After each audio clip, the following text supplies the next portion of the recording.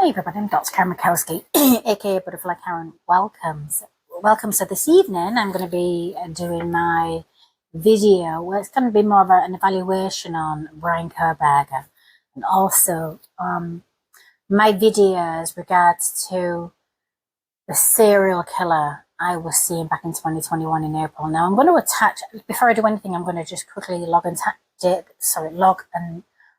date and time. Ooh la la, it's going to one of those nights.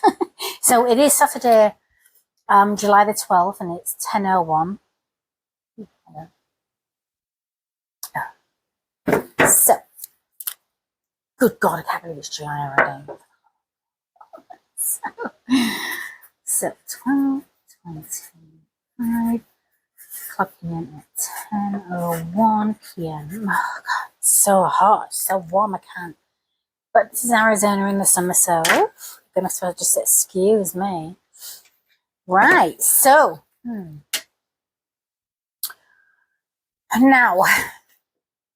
I'm going to attach the videos to this video. So obviously it's going to be a long one. You don't have to watch them if you don't want to, but because I sort of timestamp everything, I'll stick the April 2021's video first, and then the update when one of the students were murdered in November, just so you can sort of see what I was pulling on. And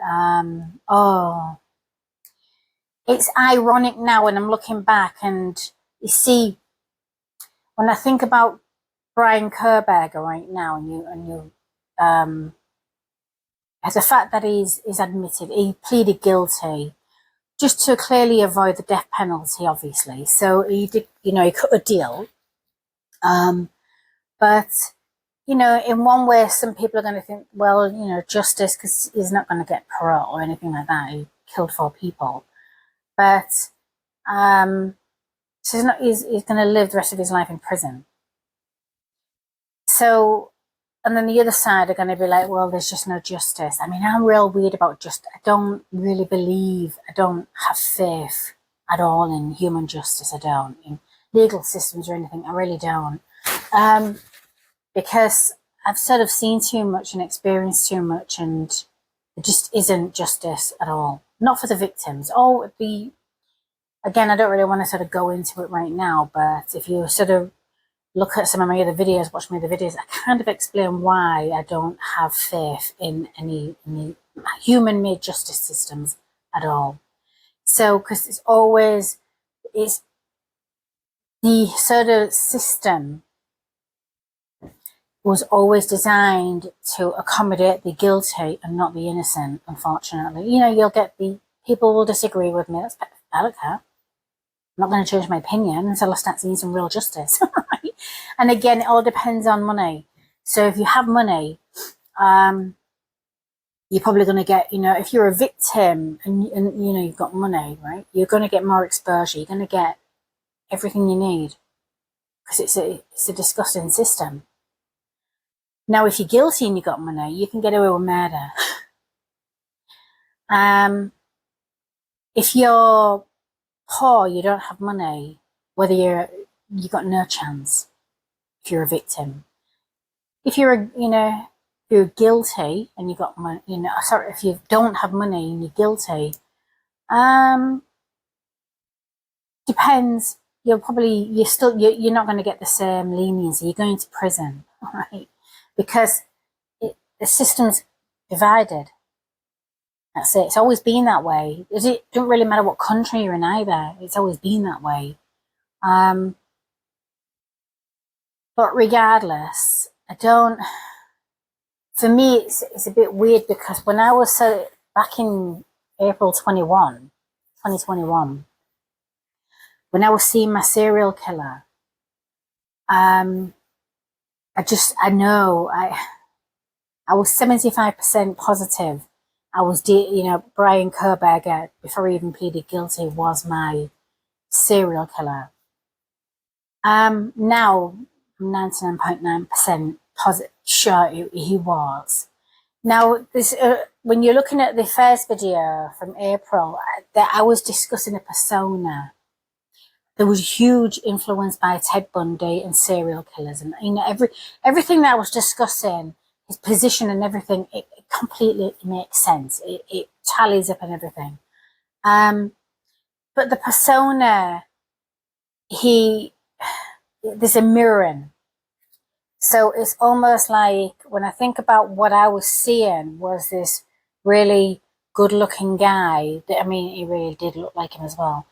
Really, this good-looking guy had this charisma, a bit of a player, arrogance, you know, in a very inflated ego and all that kind of stuff, which Brian Koberger does. But when you're sort of understanding his past and growing up, he was bullied. Now, I remember even Energy was saying to me, he doesn't have a past to justify that sort of level of being a psychopath, basically. Apart from being bullied. Well, you know, the sort of social matrix and social conditioning, it's designed that way. So you're talking about, I'm not one of those people that believes, you know, your traumas. We all deal with trauma and stuff like that. We do, just in different ways. But we all know right from wrong. So I don't like that whole evil, because evil is a choice. It's not a condition. But, you know, many sort of like head-shrinks or doctors, whatever, they will differ. People will have different opinions, but I really don't care. I'm a very wise woman. I understand how this world works. So I understand the programming. And I do, most people, when it comes to sort of bullying, got two types of bullies. You've got those that were bullied, that will become a bully, and they will remain a bully, or they will go through a phase of bullying just to sort of, I know what that's like growing up. So I'm speaking as a bullied victim. I'm not, well, no, really, I hate that word, victim, survivor. Different types of bullying, different bullying from people in the home front and everything. So I know what it's like to be bullied. But I also know what it was like when I was in high school. Like, I was rebelling. So now I thought, well, if I can't beat them, I'm going to join them. So thank God I was a teenager and I grew out of that shit. But I did go through a phase of like, I'm just going to, you know, I don't care. It's better to just be a bully because that was the programming. Even back then, that's when I remember the programming, that sort of idiocy started and the conditioning. So, but when you have empathy and you're compassionate and you have a conscience, becoming a bully doesn't last long at all. Because I remember thinking, I can't hurt people. This makes me feel like shit. And it should do. If you have like any empathic burns in your body or compassionate burns. But unfortunately, in this day and age, in these generations today, is way too selfish. There's a lot more narcissistic traits. Again, those are all part of the programming too. So, and that's why I have my own sort of like helicist versus the narcissist. You can watch that video too. But that explains we all are programmed and conditioned, social conditioning, familial conditioning, cultural conditioning, every step in conditioning there is. We're going to adopt those narcissistic traits because they're programmed into us.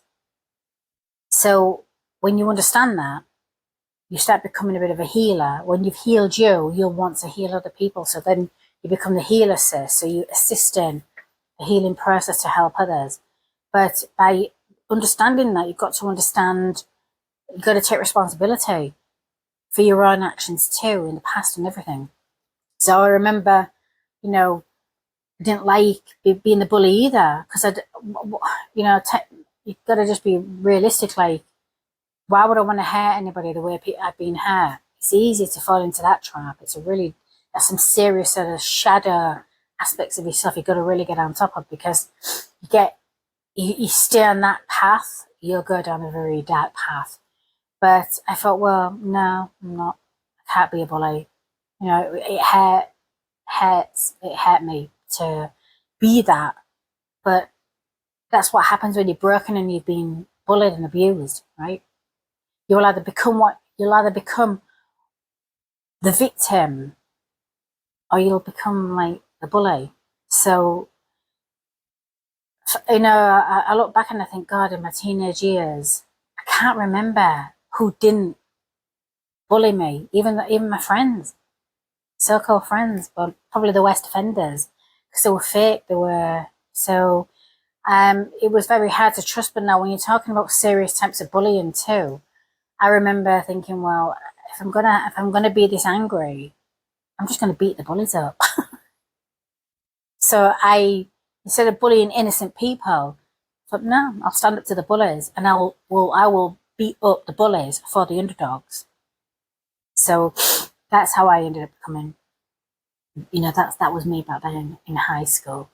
And I didn't care. I don't like bullies. I don't like bullies to this day. But unfortunately, part of the programming now, unlike when social media became a thing, the internet, I knew back then, even when the internet was really taking off, like, this is going to be the worst thing ever. There's going to be different types of bullying going on. And it did. And, you kind of see that. And again, but we all get drawn into it because it's very addictive and we all get drawn into being triggered until you snap out of that addiction and that feeling like you're triggered, because you got to do shadow work, you got to work on yourself, you got to heal, you got to get therapy and everything.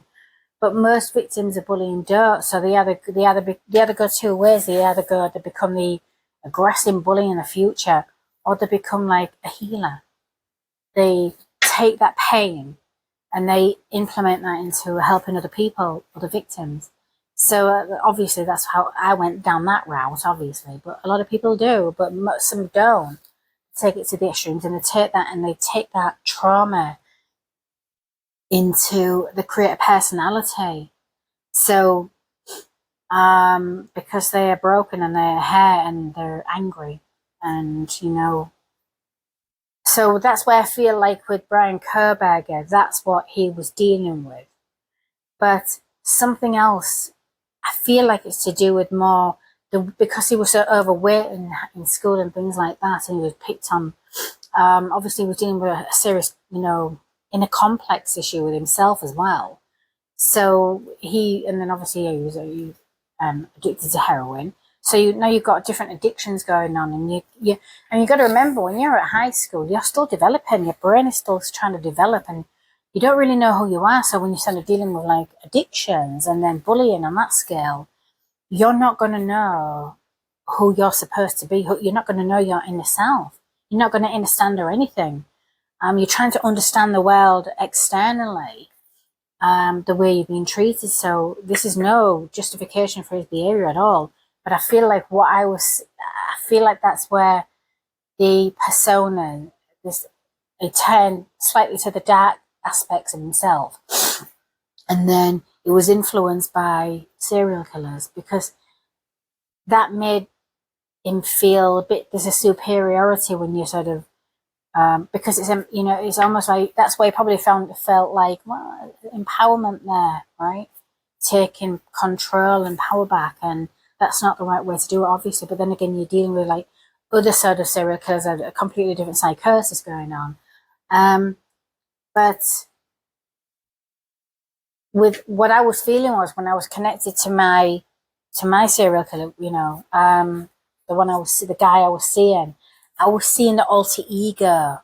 That's why I was like, he's so charismatic. I can understand why he'd be influenced by Ted Bundy. So this is so that. He gets all the women. Well, he didn't. That was the mirror. It was the complete opposite. Again, don't get me wrong, he's still not an ugly guy or anything like that. And I hate that sort of visual and social matrix bullshit when it comes to how people looked at based off their looks. I really hate that superficial shit. It's very surface level. But that's the reality. That's what society is. It's disgusting. But there you go. No change in it. It's a mentality. But again, when you look at Brian Koberger, he's not ugly. It's just, he's not confident like the alter ego I feel he was creating was, the persona was a player. Now, this guy had a problem with women, and I feel like he's being rejected so much growing up, that that he just had a hate for women. I kind of like Ted Bundy. He got rejected. His stressor was his first, I believe his first fiance, if I remember correctly. And she made him feel inferior because like he wasn't good enough for her. They were from different sort of classes, like social classes and everything, and he couldn't live up to her standards or expectations. And so, but then she rejected him. And so when you think about that as part of his sort of psychology or what else he was dealing with, she was the reason why I feel he hated. He loved women, he could get them, because Ted Bundy was a lot more charismatic. He was the ideological sort of man somebody like Brian Kerberger would want to be, to fulfill the dark side of him and the darkness that's within him, and the ability to overpower women and people to inflict so much. Oh God, so it's really hard to. So that's why I was feeling like with Ted Bundy, he again. I was even saying in the first video, my serial killer who I was seeing, like he looked like the boy next door. Well, Brian Kerberger does look like the boy next door. You wouldn't look at him and think, oh my God, he's going to be a. I don't really like that whole like. I mean, it was the fact that he killed 4 people. To me, that when you kill 3 people or more, you're a serial killer. But the system can call it whatever it wants. To me, it is just it was barbaric with it. So he had a need. He was feeding the demon within. Really, he was literally feeding the inner demon. So, and then, but what I was sort of seeing was this player, this charismatic. Like he didn't like the persona and the mirror image, the mirror effect of what I was seeing, and was a completely different to who he really was. Because my sort of, when I was connected to his energy, I was seeing this guy, around students, and he was like, and he didn't need to work for it. They just came to him. The women came to him. Well, that's not the reality he lived in. So I was really sort of connected to the alter ego persona he was portraying. But so that makes complete sense to me now, because I thought, well, this guy is going to be incredibly dangerous. And again, I feel like he had a type, obviously, and he was rejected by that type, and then he had hate for that type of women, those young women. So now, so I definitely feel like I believe it might be Madison or her friend. One of those two was his main object of desire, like, because you got to remember he had a very addictive personality, obviously. So he has that.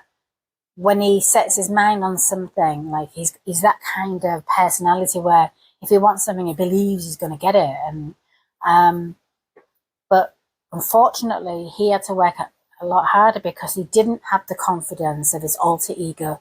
He had the arrogance, obviously, and he had the bad attitude, but he didn't have that the way to attract women, like, jocks do, or those sort of guys, especially at college, and unfortunately, when you're talking about sort of like sorority sisters and like frat boys and stuff, they're cliques, they're in groups, they all stick with their own types anyway.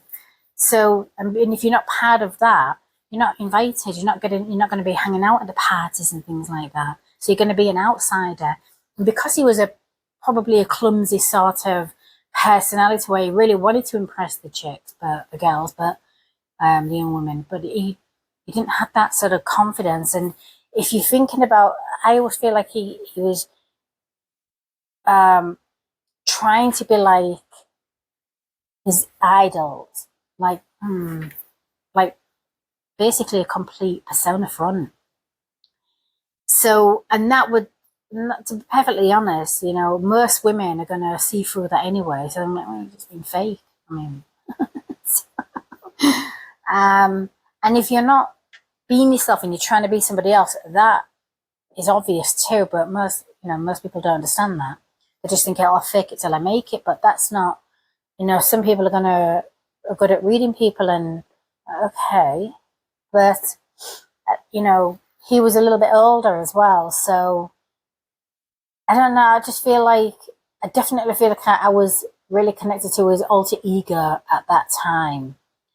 Now, when you're looking at some of the pictures of him now after he committed the murders, it's like he didn't even look like the same person. He looks really gaunt, and like he looks completely different, and he looks pretty scary. So that's the other thing. It's like I remember thinking, this guy is looking constantly. It's like he's looking different in pictures and things like that, and so. But definitely the serial killer aspect, and the fact that he was really into sort of criminology. Like I said, had he was not as confident as like other serial killers. He was a messy. The fact that he was studying criminology and he was an intelligent guy. I mean, but was he though? I mean, he was working towards a PhD, but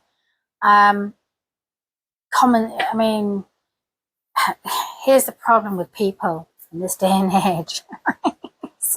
in the technological era, you cannot commit murder and get away with it. You cannot be a serial killer like they were back in the day, where you can be. When you're talking about being a serial killer in the 60s, 70s, and 80s, even the 50s and 40s, right? And it takes you 40, 50 years to get caught. That's due to advancements in technology. But you try and pull that shit in this day and age, I don't think so, right? We all have a digital footprint and everything. So, and the fact that, we all know you don't turn your phone off and you don't go into plane mode. Why would you put your phone into plane mode, right? If you're not on a plane. So there's just so many, somebody that was supposed to be so intelligent and thought you were going to get away with it. Did everything wrong. Even right down to his sort of working on a sort of thesis or paper regards to the behaviors of a criminal so he actually apparently did a paper with them, prison inmates and getting their intel. Like he was studying to how not to get caught. Now, had he been using his brain, he would have got caught, but he was somewhere down the line, he didn't have enough common sense to understand that what you were truly studying to become, because I really feel like he was, it's weird. He was studying to become the perfect serial killer. And that's why when I was hearing from Energy, Ted Bundy ain't got nothing on this guy. If he hadn't got caught, and if he was to be as smart as he supposedly really believed he was, and did everything right, he could have got away with it. And I was seeing a lot more victims, but the quadruple murders, that's what I call it. But I was seeing a lot more victims, and I was seeing. I even mentioned Pennsylvania in the video and everything. So I knew my serial killer was from Pennsylvania, and I was a bit worried because I feel like there was something in his past, as possible, like to earlier victims. So I was a little bit worried about campsites and that sort of thing. So I was seeing my serial killer committing murder on a young couple, and she was the object, and he was the competition. Now I understand where it was from Pennsylvania. I feel like had he got away with the quadruple murders of the students, had he gone back to because he went back to Pennsylvania, went home, had he stayed there and had he not been caught or anything like that, I truly believe he would have continued his murder in Pennsylvania. And I feel like because he knew those areas, and now it's coming to the front that he was into sort of gaming and fishing when he was younger in his teenage years. Well, yeah, because in those, I remember feeling like, well, he knows where all the campsites are. He knows where in the forest and everything. And I just remember thinking, oh God, he's very familiar with these areas. So had he gone back to his home town, I feel like he would have continued.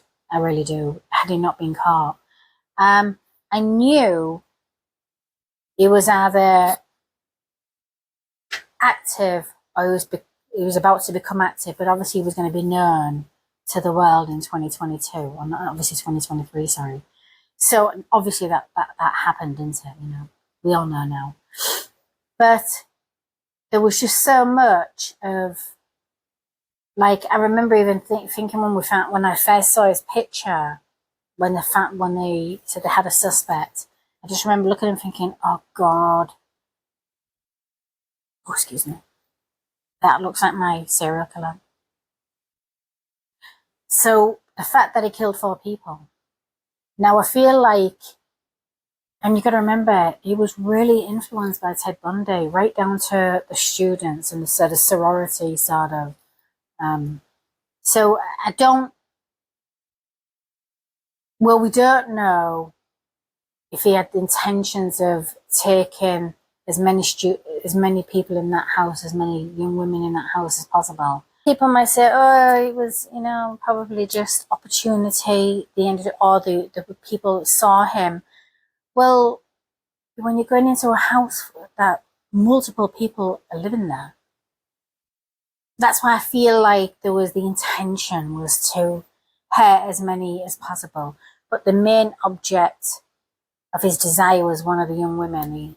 I'm feeling more towards Matt, because he was encountering Maddie, I believe, in the place of where she worked and everything. So, hi,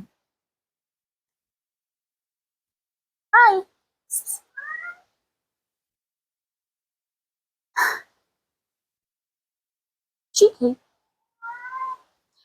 You have your little doll. Go and see Big Boo Boo.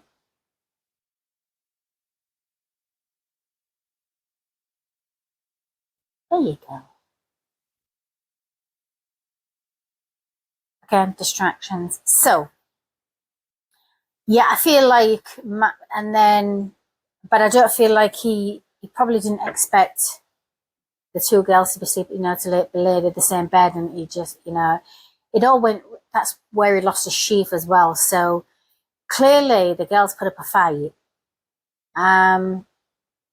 But I believe he went there with a rage, like, he was an angry, it's not hard to understand. He was angry. He was like angry at the world, angry at his, you know, society, angry at being rejected, not being part of the cool kids, even though there's no real such thing. I don't like that in group shit and those cliques and all of that. But because he wasn't part of that scene, he was angry. So, but there's when I was connected to my sort of serial killer, his mind frame, it was, now again, when you talking about the mirroring, like, it was almost like he was really mirroring who he really thought he was, but he was not. And my sort of serial killer, which is him now, but he was, again, the alter ego. He was zero empathy. He had so much hate in his heart. He just wanted to, no, he wasn't, he didn't think, like, his thoughts were so dark. And it's that whole, I don't know. I feel like he watched far too many documentaries on serial killers and far too many horrific films, movies, like gory films, and I wouldn't be surprised if he was addicted to porn, and again, he had that sort of real incel sort of mentality in this day and age where women, hates women, hates because he can't get them. And there's a lot of guys out there, unfortunately, like that. So I feel like that plays a big part of it, but that would drive the anger even more. That would make a guy even like so. And those sort of guys tend to be addicted to porn. And then again, when you're talking about social media and you're seeing all the fantasy sort of fake reality, the fake world that we live in, and those sort of young women are practically on your doorstep, and you can't even get close to any of them, even though they're right there for somebody like him and he's in college town and stuff. And the way they, when they're portraying their photos and everything, and they're putting, they do kind of soul bikinis and things like that. But even though it's almost like, well, they're practically accessible because I'm on Instagram seeing these chicks and they're all in my college, and if they're making themselves so available in that, this is how they think. If they're so available online, why can't they be available physically? Well, that's because it's a fake reality. But they're not. His mindset couldn't get around that fake reality when it came to interacting. He wasn't confident. So, and again, he was on the online dating. So, again, people are fake. People aren't who they really claim to be, and that's why I do that online dating crap. But a lot of people do. But you don't know who you're meeting online because it's easy to create a new persona. It's easy. Well, hello then. It's easy for people to pretend they're somebody else. They don't always have to be themselves. So, and again, that would, when you lack confidence, that would play a part in his sort of his psyche too. Like, he probably thought, well, I'll go and, dating app. If that doesn't work for him and he can't get them in the real world, and it just causes so much anger. And then obviously when you're seeing the confident guys getting all the girls and stuff like that, the young chicks, it's like that drives jealousy, and that is a horrible human trait. So much, but this guy he reminds me, I have a feeling, because it's hard to know much about his past, his family, his sort of family unit, but it wouldn't surprise me if it came to that, like that he was aggressive with his sister, because I believe he had sisters. It wouldn't surprise me if they feared him, even probably his mother. I'm feeling like later down the line, when you really get to know the true dynamics of his family life, it would not surprise me if he was aggressive or he bullied his sisters. So that wouldn't surprise me. I'm not saying that's true, but that's why I feel like, I do. I have a strong feeling his family probably feared his outbursts, they probably realised it was something not quite right. Like, he was, granted, they could understand, from a bullying aspect, being bullied, but they will have seen a lot more. They will have seen his temperaments change, and they will have seen his everything. Like, oh God, this one, is scary. Why? It's whys and buts, everything. But they would see more than the outside world anyway.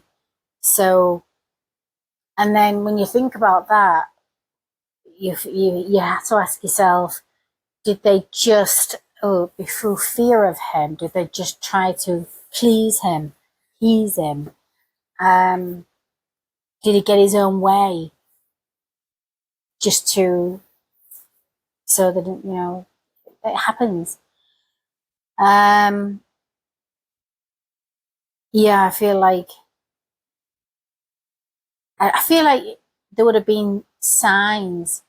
Like I really do believe his family would have seen signs of his changes in his behavior, and then a pattern forming of, okay, this isn't healthy, this is not, no. And then obviously the addictions. So yeah, and then obviously when he'd been addicted to everything he couldn't get, that would have caused him to be so many trigger points for him.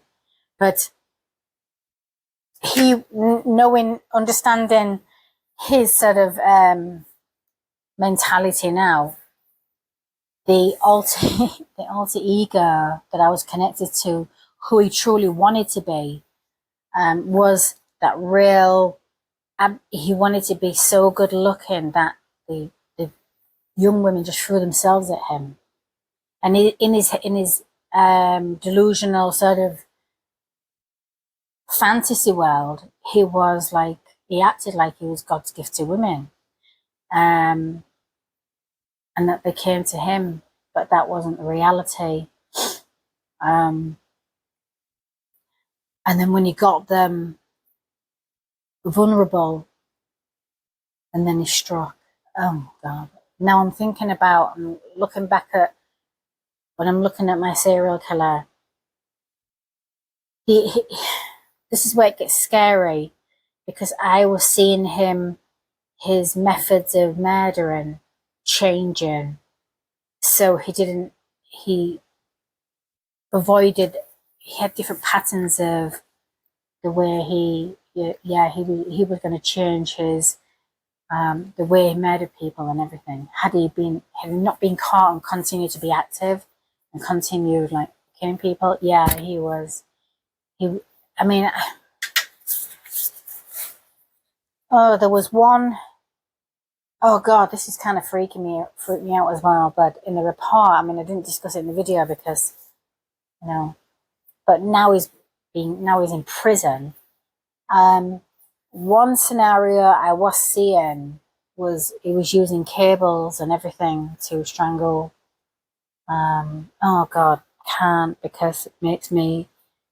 And I have to remember the visual that I was seeing. I'm just thankful he didn't remain active, because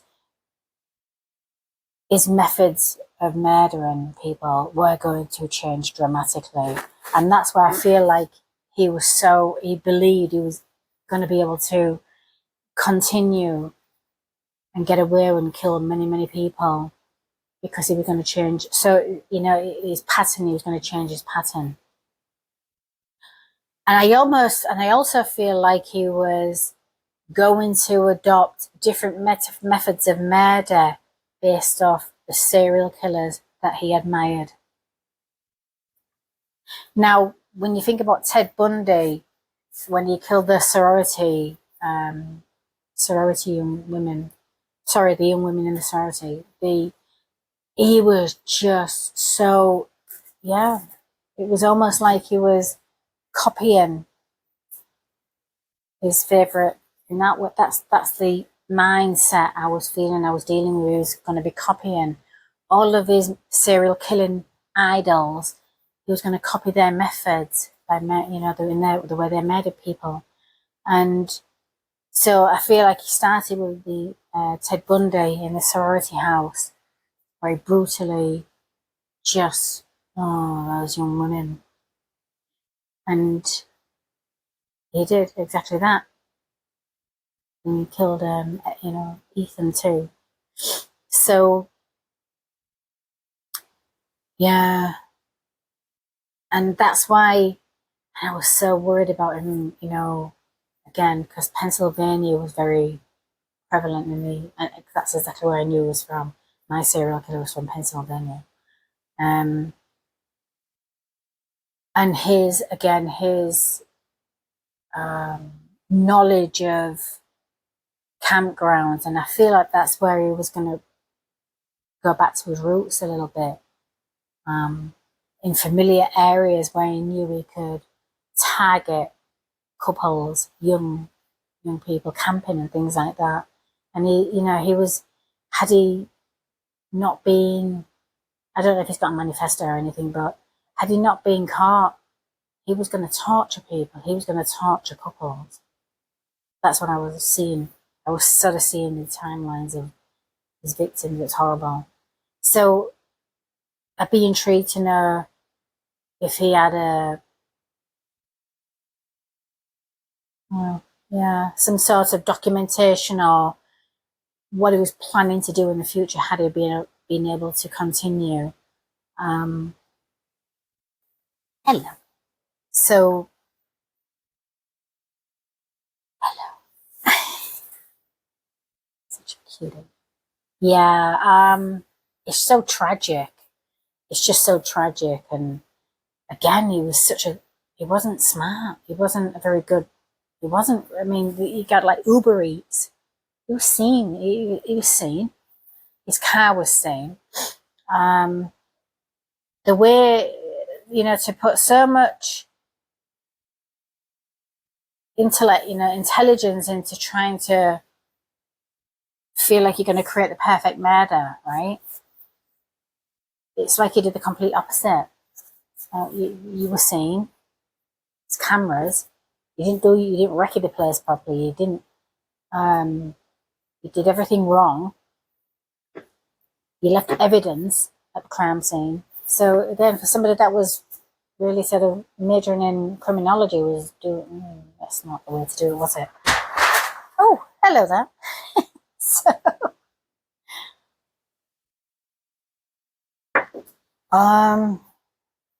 will he talk? Because I was feeling like my serial killer back then. I was feeling even with Kerberger, he's either going to not say anything and talk at all, or he's not going to stop talking.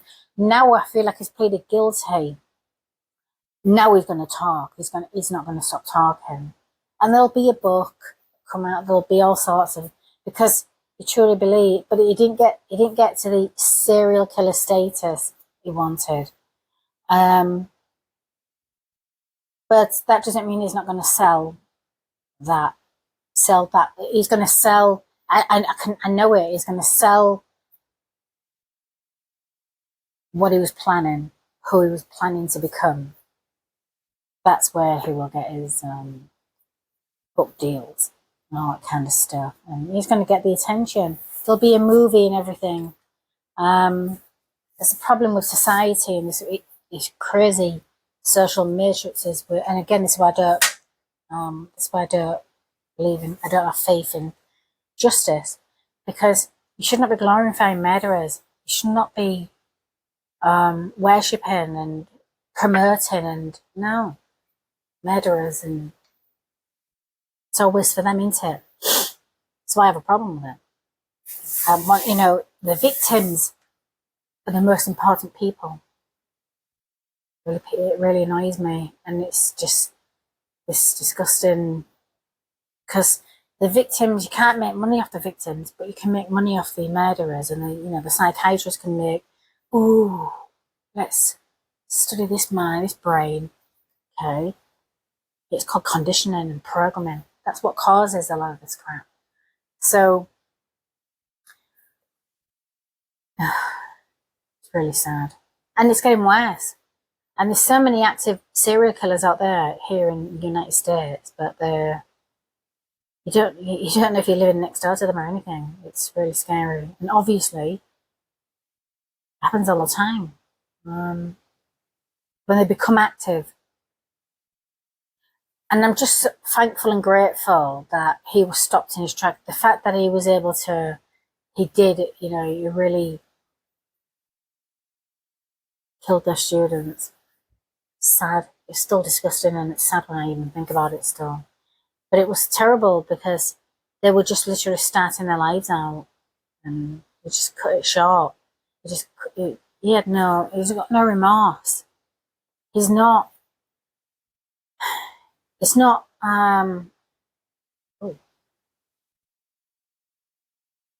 no empathy. He's completely there's a level of evil that goes into a lot of premeditation too. So if you can literally premeditate, you know, what you're going to do, that's just pure evil. There's a lot of forethought gone into it and stuff like that. And so yeah, I'm just grateful they found him, they caught him when they did, because I know for a fact, just from what I was seeing, he was going to come. Had he got away with it, he was not going to stop. To be honest, I feel like he enjoyed it too much. Like, I feel like after he probably got back to his own place, he was, well, apparently he took a selfie and like a thumbs up or something. It's like, what does that tell you? Psychopaths. And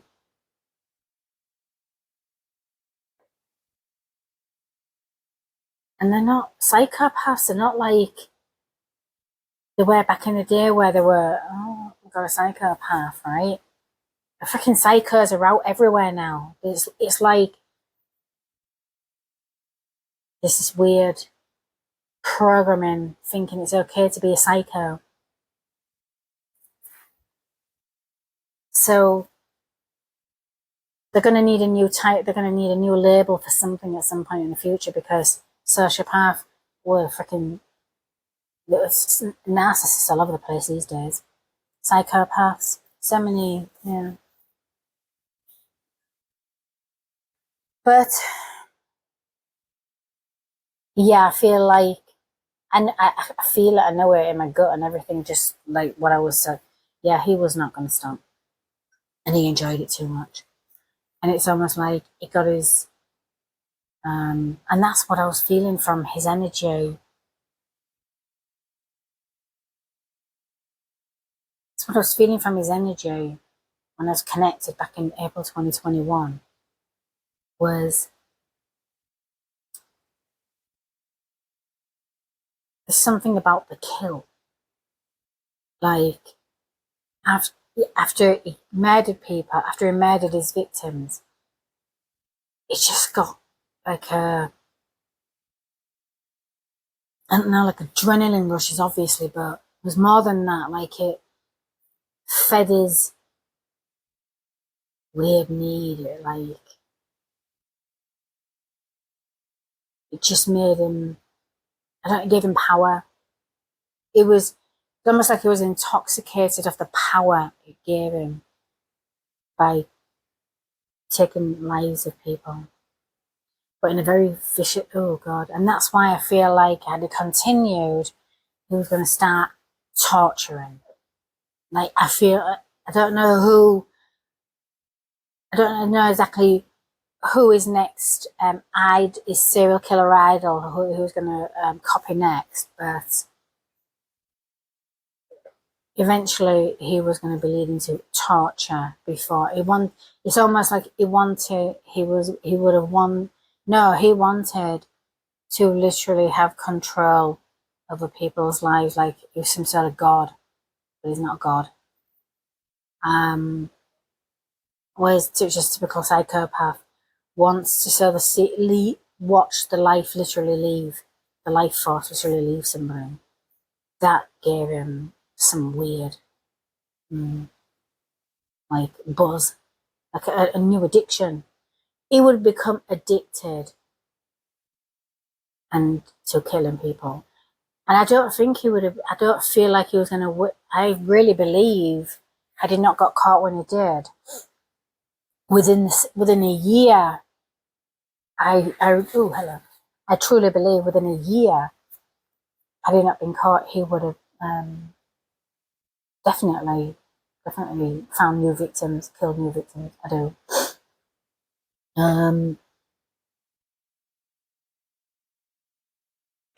What else was I feeling? So yeah, his alter ego was the complete opposite to total polarity of who he really was. Who I was connected to was who he truly believed he was and was going to become. And but he was a complete opposite in reality. So there was this sort of delusion of who he truly believed he was. It wasn't who he really was. That also, and the reality of that as well, weirdly, that made him more angry at himself for not meeting that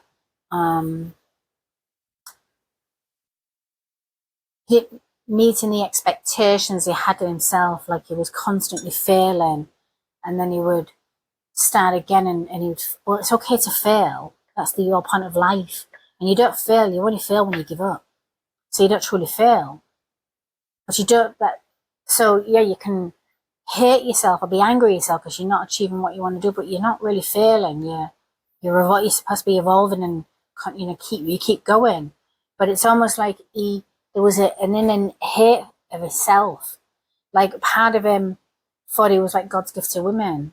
I mean, I feel like he's got alter egos, but one of them was like, so like, I'm the hottest shit, that's it. All the women want me, but I'm arrogant, but that's not who he really was. He couldn't get the women. He couldn't get the ones he wanted. And then there was another part of him that just absolutely loved himself. Like, it's almost like he set an expectation for himself and he could not meet it. So I felt like that was going on within his I was trying to sort of profile him too, like, his, inner hatred. And because of that inner hatred, he literally projected that out, and he hated everyone. That's the thing. It's like he hated everyone, but more so he hated women. So, yeah. And he had this weird competitiveness. Like, just kind of, when I was trying to remember his energy, it was,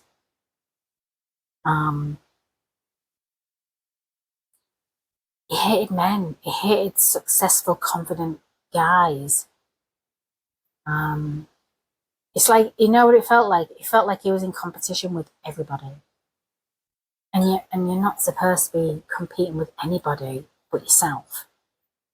But he didn't understand that. I felt like he was combative and in competition with everybody. And more so the guys, confident guys, like, and then the guys who get the hot girls, oh, yeah, you don't like that. And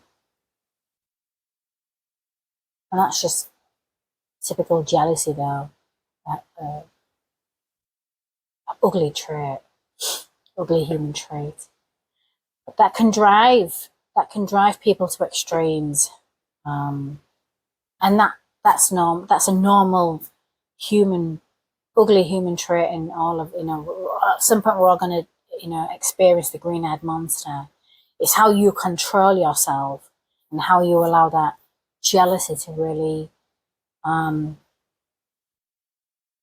feel like it's so weird. I'm discussing this jealousy, but then I'm thinking about my book, The Silent Storm, and it's about serial killer and what jealousy that drives people to do the most horrific acts against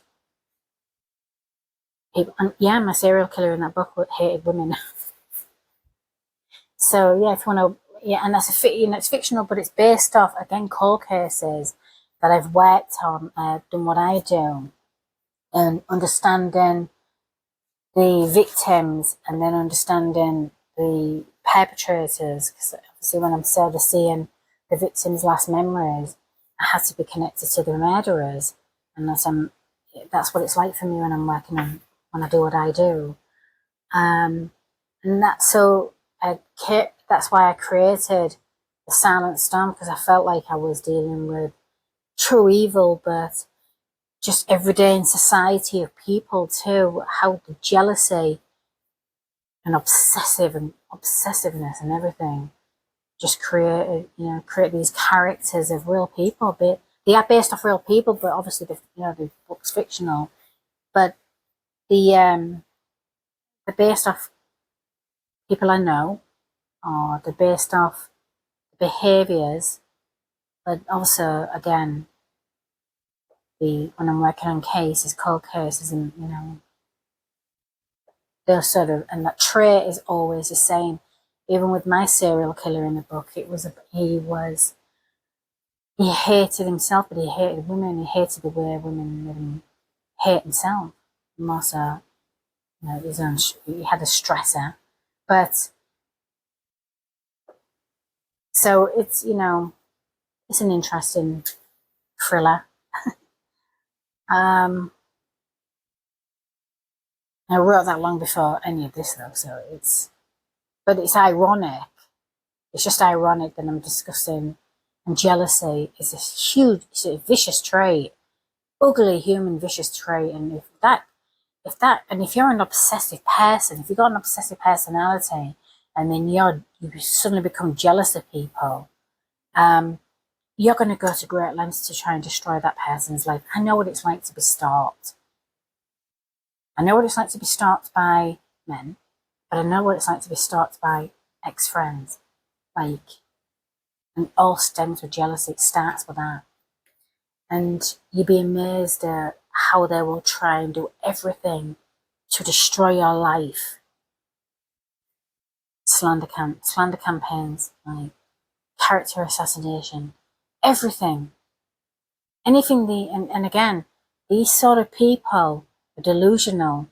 They're everywhere in society.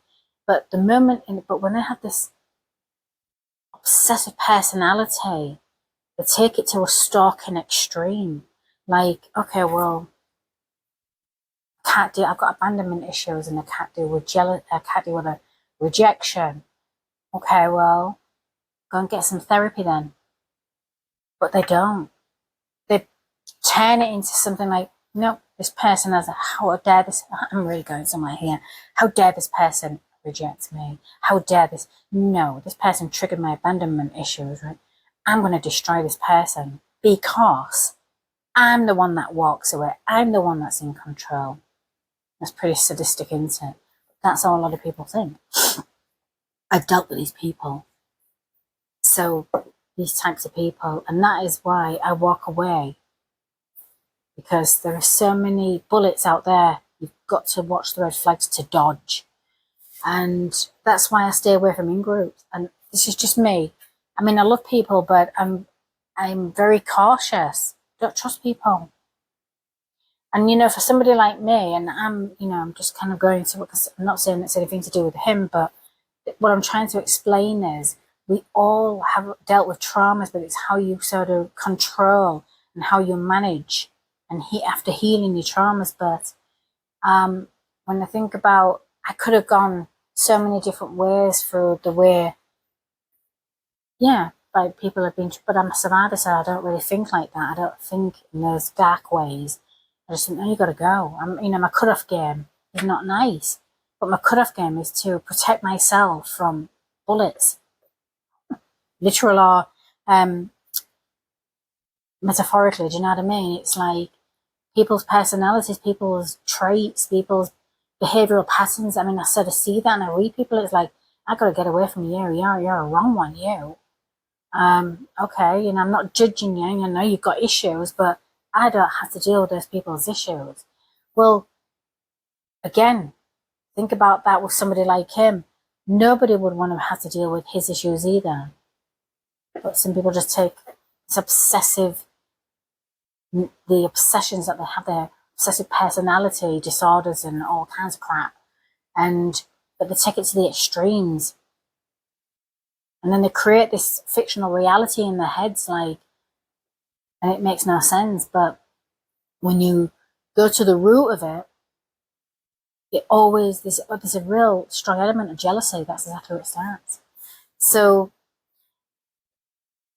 with him, most definitely, I felt like there was a lot of jealousy in his anger, jealousy because of other men, jealousy because he couldn't get the women he wanted, probably abandonment issues and triggering those bullying, those days of being bullied. But we've all been there. We've all dealt with these, but it's how you have to heal. You have to get help. So it's just sad. It's just incredibly sad for the victims and the families now. Like there's closure, but there's no true closure because he hasn't said why. And until he talks or he goes for a book deal or anything like that, he's not going to say why. But I can guarantee at some point when we get to know why he did it, because he will talk, there'll be elements of jealousy. It will stem from, it will trigger something like that. So I won't be surprised by his reasons why. And so many, just multiple personality disorders and everything, you know. There's a lot of mental health problems out there. You know, a lot of people do have different mental health problems. It's okay to not be healthy in the mind or the head, in the brain or anything. It's okay to be unwell, but you have to get help. You have to. So, because if you don't, the inevitable will happen. It will get worse. So it's just, you know, and then innocent people get hurt always, and innocent people get killed. True. So for me, the justice is, I don't truly, you know, I speak to God every day and I'm like, I can't deal with this injustice. I do. You know, I have when I'm dealing with the Most High and I'm arguing, it's like, it's hard for me. It's hard because I have such an empathic heart and, you know, so much love and everything. But I've got to be very selective about who I give it to because of the types of people I've had to deal with. Narcissists, covert narcissists. I'm serious. I've met some of the most evil people on the planet. So, and how I was able to sort of like escape some of them, it just blows my mind. But I've learned so much from them at the same time. It's weird, like you. So, but they also, it's the little characteristics and the traits that I watch, and then when I see those or see something similar, those are the red flags. I missed that one last time with that sort of person, but I did not miss it this time. Hell no. So,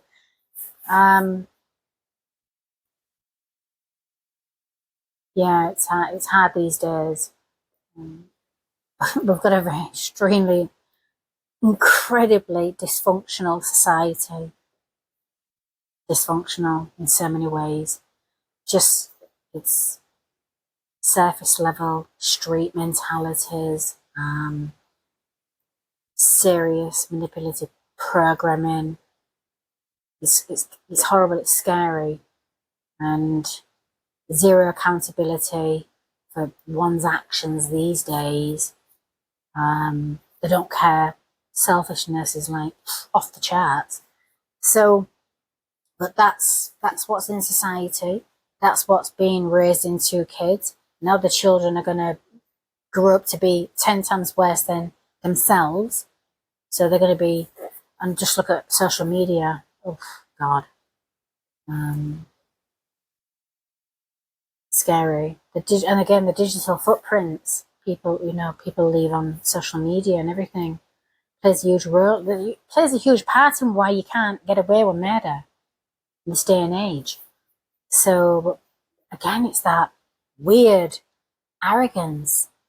I think I'll get away with it. So, I mean, they forget there's brilliant minds out there. There's brilliant detectives, forensics, everything. So, just arrogance and ego, unhealthy ego. We all have this ego, you know. We all have an ego. But the ego within us is supposed to be our protector. It's supposed to be, it's what fuels us to push us forward. Then you've got the unhealthy ego, right? That takes you really to the dark sides of yourself, you know, your shadow aspects. If you don't control your unhealthy ego, it's self-disciplines and everything. That's all it takes. It's to, you know, it's okay. It creeps in. It's part of who we are. But you've got to balance, right? Okay. I'm clearly going somewhere here, so I'm going to go with it. See that picture there? Right? This is why it's right behind me. I was 40 years old when I took that picture. That is the literal definition of what the divine feminine and divine masculine looks like, but the balance, the absolute balance of the shadow and the light. Well, none of us are getting away from. We've all got light and dark in us. There's a dark side of us, and then there's a light aspects of us and the dark aspects of us, right? The whole point of that is when I look at that picture, I remember that is when I literally completely balanced both aspects of myself, the dark and the light, the shadow side, and balancing the divine and masculine in me too. Like some would say it's paradoxical because I can heal, but I can also destroy if I needed to, for self-preservation, to protect myself. If I'm up against crazy evil people, I'm going to have to tap into my shadow aspects, and that's not good energy for anybody. But if you're imbalanced, you're going to function off more than one than the other. So a lot of people that are unbalanced, they'll stick with the light aspects, and they're all like love and light, love and light, love and light, but they get hurt. They don't have healthy boundaries. They think they do, but they don't. They're all about loving everybody and no, you will come across covert narcissists for that. You've got to be able to balance both. You've got to. And that's part of the healing journey and the healing process. And once you conquer that, but that's, it's there. It's to show people that is a literal definition of my balance, dark shadow aspects of myself and my light, but also the divine masculine and divine feminine. So if I need to tap into my divine feminine, obviously I can do, because it's balanced. My shadow aspects of myself is the masculine. That's when my swords come out. Otherwise, I'm always in that divine feminine. But yeah, it's, but unfortunately, the way the programming is and the mind control and brainwashing in society, it is hard for people to balance both. Many do, but it's so hard. So you have a lot of women who are very alpha. I mean, I'm fucking Sigma. I don't give a shit. And it takes a lot to get to that Sigma. You've got, and that you can't get to Sigma until you balance both. So, whether you're a man or a woman, a Sigma male or a Sigma female, you've got to be able to control and balance and self-discipline everything within oneself, understand everything, and then you've got to make sure you can control your dark shadow side of you along with your light loving side of you. Perfect balance when you've got it, when you've healed, right? So but unfortunately, you've got a lot of alpha women out there that are not balanced at all, and you've got alpha men not balanced at all, too aggressive in so many different ways. But it's the same with the alpha women. I don't associate with alphas. I don't like them. I don't like the mentality. I don't like the arrogance and everything. I don't like the selfish traits. So that's just my preference, and that's it, based off experiences.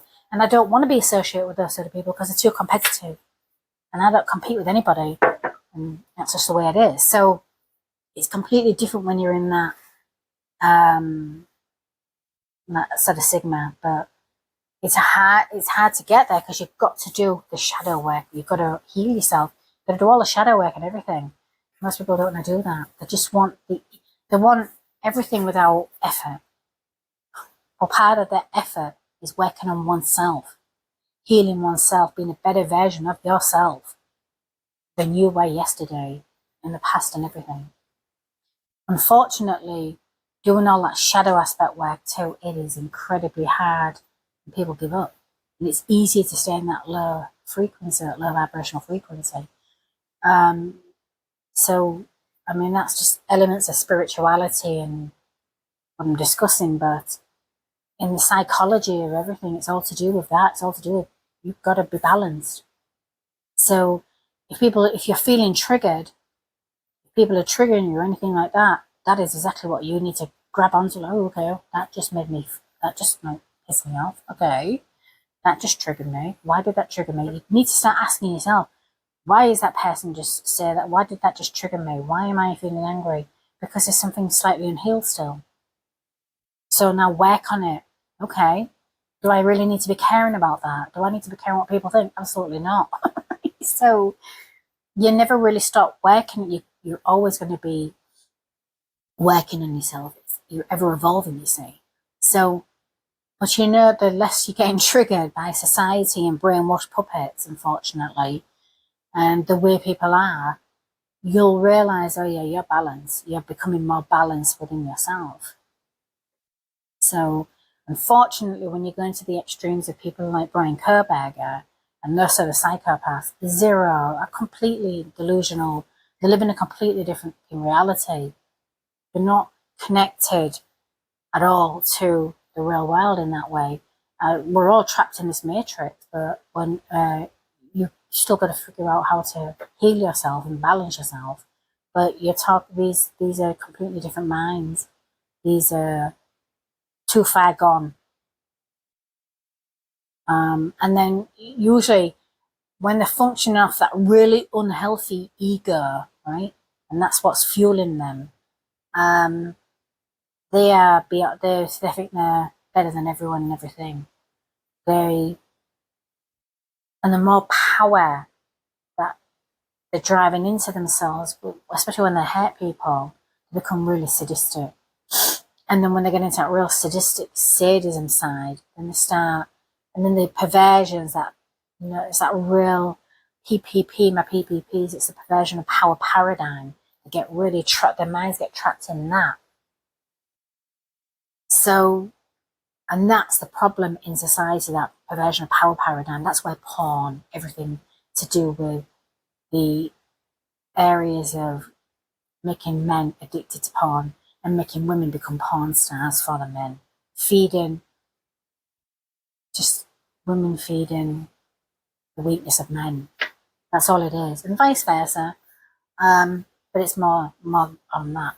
So, and then they're creating a reality that's not real. So the men believe, well, if I want that, this is what, and if they can't get what they want, they can't get it's not real, is it? But if they can't fulfill their fantasies and get the objects of their desires, they start becoming incredibly angry. They think, well, it's on my screen, it must be in reach. If it's on my phone, on social media, it must be in reach. If I've got these memberships, these OnlyFans memberships, I earn, is that weird, like, well, I pay you, so I earn you. That. So women are always going to feed the weakness of men. From the beginning of mankind, that's how it's always been. But it's more extreme today, and it's causing a real dysfunction in that perversion of power paradigm. So it's not going to change until the mentalities change. Now, obviously, the system is $1 billion industry, porn, sex, right? So that's not going anywhere. But the only way that's going to change, and the mindsets have to shift. So the only way you're going to get rid of that disgraceful sex trade is when men can discipline their sexual needs, when they can discipline themselves, not a chance in hell. And women are always going to capitalize off that, the weakness of men, they always have. So they're not going to change their behaviors anytime soon, are they? Because they're making a lot of money. So neither have got power over the other. They just think they have. But again, this is where that weird sort of that perversion of power paradigm comes in. That's that area of psychology where it drives this power within people to go to the extremes. So, and that's why, I'm not going to go any further than that. So, I'm not going to venture But that does affect this unhealthy ego. Like, well, I want what I want. I'll do what I want. It's my way or the highway. I don't think so. That's the unhealthy ego. That's the narcissism. That's the sociopathy, depending on what you're really getting involved in and what you're really doing with that mentality. It's only a nightmare. But, you know, again, it's who you're surrounded by, it's who you're in groups at, it's who you associate with. You'll become how others are. So if you're a bully, if you're hanging about with bullies, you're going to become a bully. If you're, even if you're hanging about with the narcissists, right, you're going to adopt their narcissistic traits. That's just normal. You're going to become who you associate with. So now if you want to learn about you, yourself, and understand everything about you, you are going to have to get away from in-groups, because you're not going to be able to know who you are until you get away from the people who are surrounded, because you become, remember, you're sort of becoming each other. Those cliques and in-groups are not healthy at all. Even though society tells you, or the social matrix programs you to believe that's healthy. No, it's not. Those in-groups, no, they're dysfunctional. And everybody that's got their dysfunctional patterns and behavioural patterns going on, that's what they integrate into those in-groups and cliques and things. But that's not saying all, but a lot. So it's weird, and then the weird dynamics start coming out, and then start getting involved in really weird stuff, and then the outside world doesn't exist to that, and it's like, well, that's dysfunctional right there, because there is an outside world. Your little reality that you created is not, that's not just it, right? So there's a selfishness that goes into nobody's getting in and we're not venturing out, and it's a weird mentality. I just think it's incredibly dysfunctional, and I don't have anything to do with that sort of stuff. So because I understand it. I understand how those minds work, and not healthy. And the behaviours they all integrate when they all get involved in are not healthy. Then they're feeding off each other. So if there's major insecurities, or there's dysfunctional sex patterns and sexual behavioural and addictions, they're all feeding off each other. That's the reality of that, and that's your social matrix. So, and they're all completely trapped in that, and consumerism and everything. So, and then the whole pretentious of life. So it's hard. This is where the programming behind the insane, incessive, dysfunctional patterns that are created into people that don't know where they belong or fit in this world, because they're rejected by everyone, and they're rejected by society. Yeah, well, learn to live alone, learn to be alone, but healthily, not go to the extremes of, well, I hate everybody, so I'm going to kill everybody. That's not healthy. There's a disconnect somewhere upstairs. And then depending on what you've been through, and again, comes right down to traumas. There's so many different variables as to why people take that to the extremes. So, and he is just, again, he's a product of society's twisted programming and abuse and bullying, big time. If everybody just stopped bullying people and bullying each other, it'd be a completely different society altogether. And then the social matrix would collapse. But that's not going to happen, because people are, no, they're completely programmed puppets. So they feed the machine. And people don't understand this. But it creates so many dysfunctional mental problems in people. And then they take those mental illnesses and mental problems to the extreme. And instead of getting help, they get angry, and then they really start, crossing those major lines. So he's a product of that, the social matrix and the evil, twisted program. He is. It's not an excuse. It's not even a get out of jail free card at all, because you still know right from wrong. But unfortunately, he's got a completely weird psychosis that he enjoyed it. He enjoyed it. And you would have continued.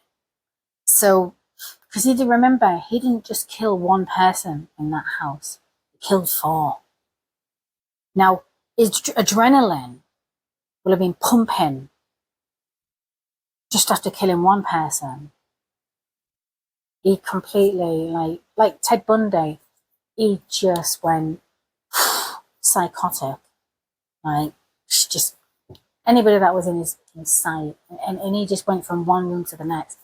Kind of like, I believe, the pattern I'm seeing with Kerberger, and who I now know was my serial killer back in 2021, for seeing it all. I do truly believe, had he, thank God he's not, but had he continued and not got caught, he would have copied and mimicked, he would have literally copied his favourite serial killer's methods of killing. But thank God, always divine interventions, I love it. We've stopped. And unfortunately, it's really sad, because for innocent college students that had to pay the ultimate price, to stop that evil creature. Evil is a choice, not a condition. So, that is pretty much my analysis now on Brian Kerberger. If you want to, like I say, when you're watching April 2021, the first part of the video I put in, that's what the report, the report's still there. There's a lot more detail in the report, but that will go into my future book. So, my cold cases and my parapsychological investigations, that would part of the reports will be in the future book. So, you kind of learn more about the details, but I do hit a lot, because at that point I felt like this person that serial killer back then was either active or was just about to become active, and I was right, he did become active not so long after that too, like the next year. And that timeline was quite quick, so it was kind of scary. But again, there was a part of me that was wondering, was there previous victims in Pennsylvania, or at least 2, before he went to Washington? That's something that maybe needs to be looked into, especially in the areas where, camping areas and sort of fishing, all those sort of places. And then looking at possible missing people, again, I don't know how angry he was when he was around 16 or 17. Was he angry enough to kill a victim? And it's hard to know, but I feel like even then, when I was thinking back, I'm like, why do I feel like these areas he was familiar with in the forest terrains and campgrounds and stuff that might need looking into? So that's hard to know, but I just felt strongly like this. Now, whether or not that's true or not, or whether he discusses that in the future at some point, whether it was other victims or plans of victims, what he was going to do next, it will all come out. But again, I'm time stamping everything for a reason. So that is my analysis on what he was planning next. So yeah, big time a fan of serial. But look, it's not a bad thing. It's perfectly normal to watch crime documentaries and things like that. I mean, I do, but it's, again, remember, entertainment purposes. Got to understand anything you're watching, unless it's a true story or true documentary. That's a bit different. But a lot of the stuff here, I'm very careful about what I watch, because I'm very careful about frequencies. because that alters the mind. So anything that, any sort of predictive programming, I'm like, actually, I'm turning that crap off. But most people don't know that. So you've got to be careful with the frequencies that you're listening to and absorbing, because that alters the perceptions of you, and that will twist the perspectives of, you know, everything. So yeah, so it's normal to watch stuff that scare you a little bit, because it gets adrenaline pumping. I mean, I know people that, I mean, I'm a paranormal investigator, obviously, but I deal with that side of spooky in a completely different way to the rest of the people. People watch this reality TV shit and think that's real. Like, no, that's not how it is. And secondly, why those people should not be screaming like maniacs. They are not grounded, so they should not be in that field of expertise at all. So I don't watch that crap. And then there's just all sorts of stuff. But again, whatever you're watching online as well, remain grounded, because most of the shit you're watching online isn't true. So, and there's a lot of clickbait stuff. It's all for, it's programming. Everything that's feeding, you've been fed on the internet and social media, a lot of it's to do with programming, algorithms, most of it's AI, most of it's not real. So this is where you've got to use your absolute discernment and not get so drawn into it now. If that's the kind of stuff that's triggering you, you've got some shadow work to do. So I'm going to leave that there. Felt like it was, it's just sad. It's just incredibly sad. And again, it just doesn't feel like real justice. So I'm just gonna, there's not really anything to close out because I got completely interrupted by this other one, but it is 11:32 p.m. So clock out. But again, it's timestamp. I like to timestamp everything, so if should anything come to pass, like anything else, let's say for example, he finally speaks and doesn't stop talking, and then obviously if he starts discussing what I already kind of knew was coming, I'll do an updated video. But again, you can just sort of watch the previous videos. Oh, hello there. You can watch the previous videos and make up your own mind of what you think. But you know, it's okay to be broken. It's okay to be sad, but you need to work on yourself. You need to get help. So however that help is for you, that's what you need to do. But you've got to work on balancing all aspects of yourself. So, and that's where you become incredibly strong. You'd be amazed. You'd be incredibly strong.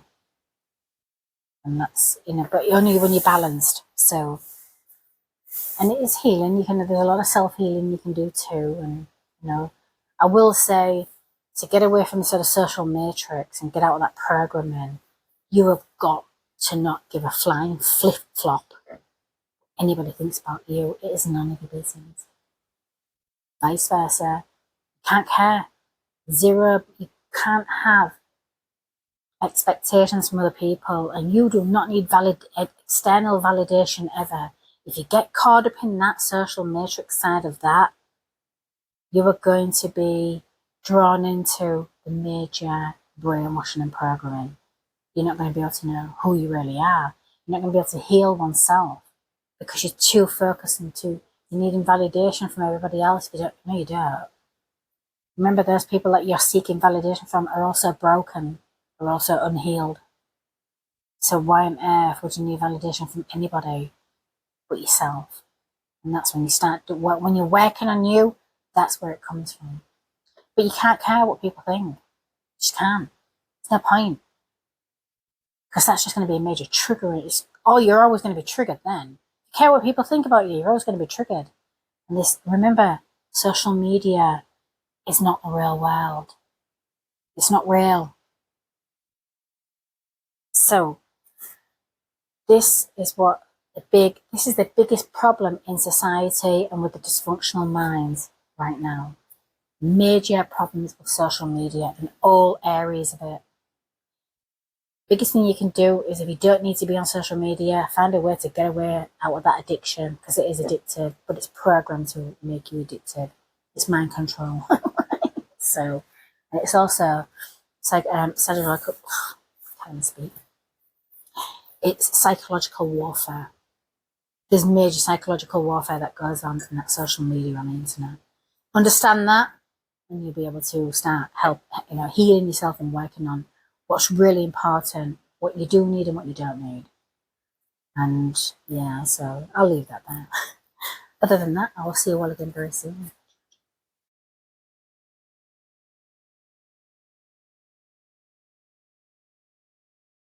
Okay, so I want to discuss a case I started working on, but believe it or not, this one was done on the 26th of April. The thing is, I'm still literally in the process of, I'm continuing to keep reinvestigating this one. I want more. Believe it or not, I got a lot of data. And I was experiencing this for quite some time as well. Like, it felt like I was gathering a lot of information. I was seeing a lot, and it felt like it was going on and on. But this is one of those cases that I wasn't sure if I wanted to even discuss it, because I didn't want to create fear. But obviously, to be given this sort of much data or seen so much, and because it's PDP-062, but it was very, very vivid. But the strange thing was, I was literally, there was definitely a remote viewing, because even visual and everything, and seeing what I was seeing, I was everywhere. Like, when I was looking at another point of view of what I was being shown, I was there. I was, one moment I'm in a room, what looks like a conference room, with this guy, a young guy in his 30s. I've got names, I've got all sorts of stuff, but names, I'm going to be very careful about what I say with this one, because like I say, I want to get more, but like I said, there's this young guy. It was like a small community. It was really strange. It was almost like he was at a community meeting with, like, chairman, I really don't know, maybe a mayor, I really don't know, but it felt like it was a small community, like a town hall meeting or something, or not so much a town hall meeting, but like, those that would hold a meeting, they were sort of having a discussion. But this guy, he was part of the community, and he was, I remember, I'll do there's diagrams in here and everything, but there was like a U-shaped table, and I remember seeing him, and I was stood right in front of him though. That was the strangest thing. He was sat right at the top. There's something about his smirk. He had this smile, really arrogant smile. That's the only way I can really describe it. But he was absolutely evil as they come. Now, all I kept hearing was 2023. So I'm thinking, God, is this then? Is this happened? What's going on? But then I was being shown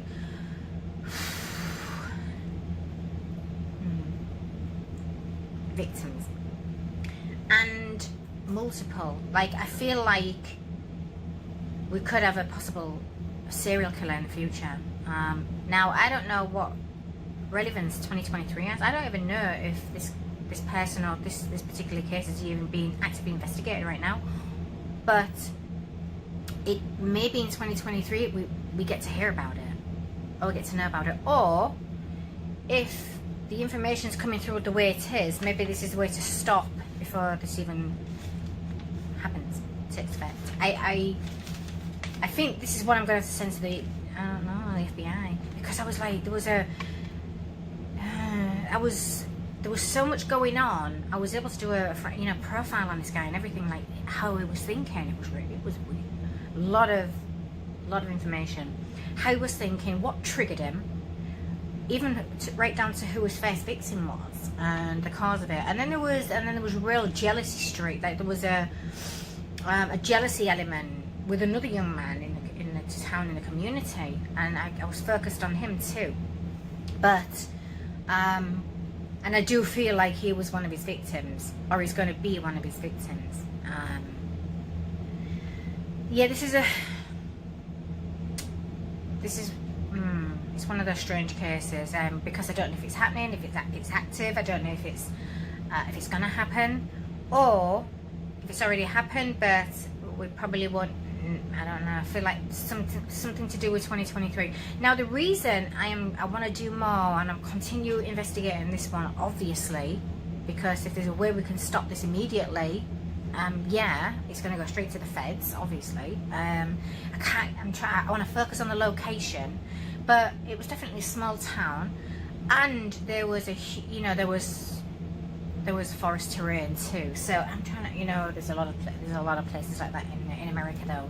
But I'm going to keep working on this one. Just see if I can. There's stuff I want to talk about, but I don't want to say too much either, because if this is actually active and we're not aware of it yet, I don't want to screw this case up. But I will say one thing. The one thing that stood out, and I kept hearing, Ted Bundy, if this young guy is active or is being active, and he turns out to be a really ruthless one, and he's gone well under the radar, he's going to put Ted Bundy to shame. He's going to make him look like, hey, we don't need this. This is really bad, put it this way. And I don't want to do this out of fear. It's just,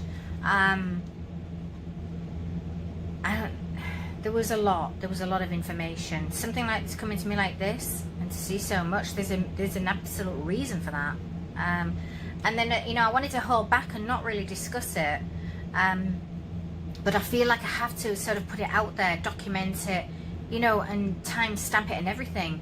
Because, one, I do have, like I say, a description, a name, obviously, all that information. Information that will probably help to catch the person.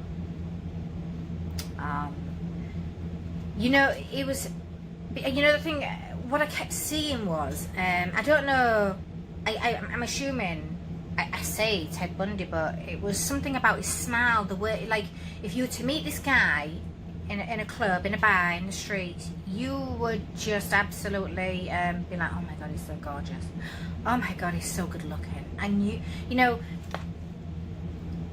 mean, just saying, the women, young women especially, they would be very, like, if you gave a young woman attention, they would be lapping it up, like, oh my god, because he's a really, really good looking guy. Like I say, in his 30s. And that was what was really worrying, because you would never ever suspect, you would never fear this guy. There was just something about how approachable and open he was, and he had such good looks. And he was one of those. He had a persona that made you feel instantly comfortable. I mean, obviously not me, but because I'm looking at him like from a very different point of view, and I'm thinking, you little psychopath. So, but if you were to meet him, he could quite easily seduce you. He's got a lot of he's very confident. And I feel like that's what the smiling was about. Like, just, I don't know, it's very scary. And, he just looks like the boy next door. And he is literally just someone's son. And you just think to yourself, wow, there's just something wrong with the psychology today in the younger generation, especially just lately, just recently, with the way they're acting. But something I feel like there was an influence there. and there could have been an he could have been influenced by Ted Bundy. I don't know, maybe through documentaries, etc. Because you know, something triggered this dude. But there is a motive that, I mean, it's either an ex-girlfriend that triggers it, or it's one he couldn't get. But yeah, it's very hard to know how much to discuss about this case, but definitely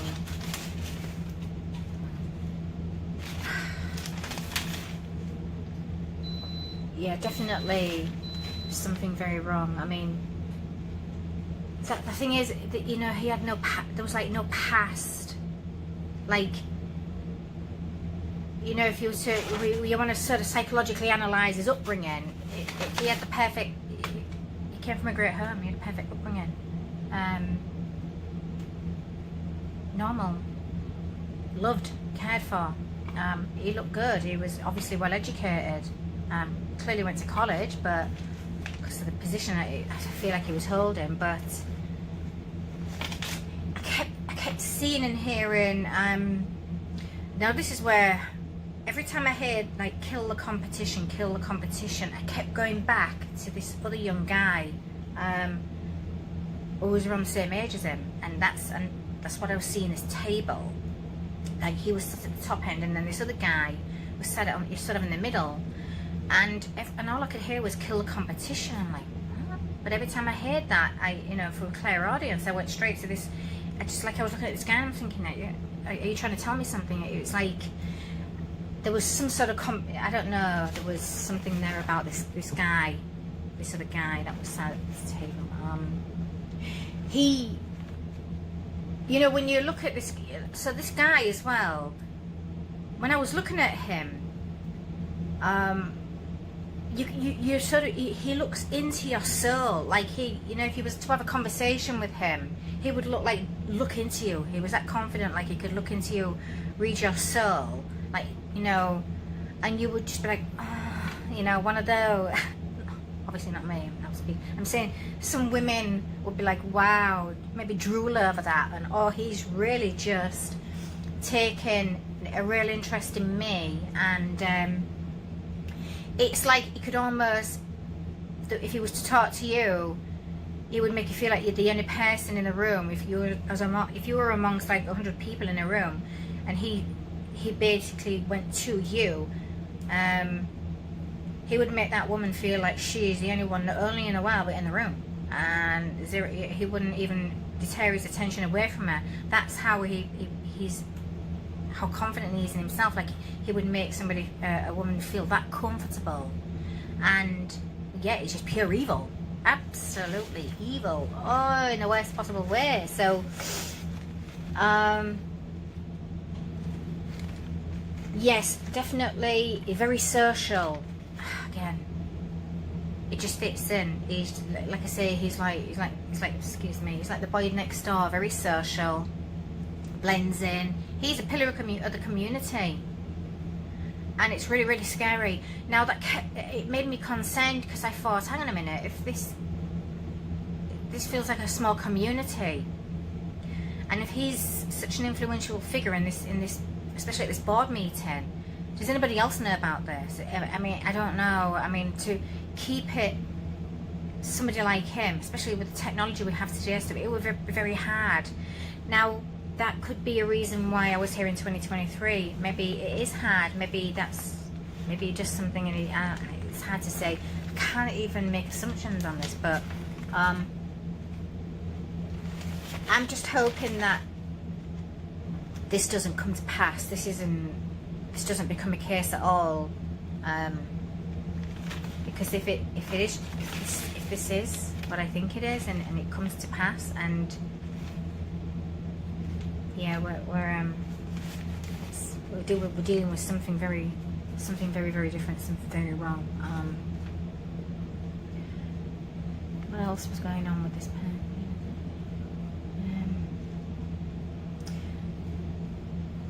Yeah, it's like,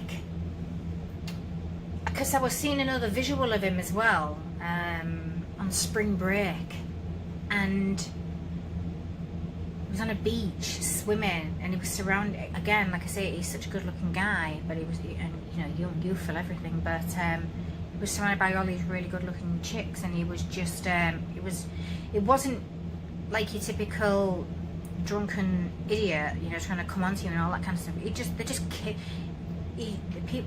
came to him. Like he was like a little magnet, like, and he was just so confident. It was almost like he had one of those personalities where the more he ignored you, the more the women would congregate to him, you know. And he's that arrogant, and it's like they become the chicks would take it as a challenge. They want to get his attention, but he's not giving them attention, like on that, because it's almost like plenty of fish, plenty of fish, plenty of fish. Well, obviously you could see that because he was surrounded by beautiful young women, and yet he was just so really like he didn't try or anything, but the more he just sort of like pretended they weren't there, acted like they weren't there, and he wasn't interested, the more they wanted to get his attention. That's what I mean. It was really strange. But then again, like once he latches onto one, nobody else, you wouldn't even think, you know, you'd feel like you're the only person in the world. Like all his attention's on you. Yeah, he's one of those personalities, one of those very confident. It's hard to say if he had good self-esteem, but so clearly not. There's something going on if he's a serial killer. I think he's incredible. I mean, his ego is obviously off the charts. I won't say a healthy self-esteem at all. I'd say it was incredibly, you know, very little self-esteem, but he was able to compensate it with, you know, cover it up or hide it behind a major persona. You would have to have a major persona to put out that level of confidence and just be that approachable. And that's the other thing, like he wasn't like any other sort of serial killer or anything like that.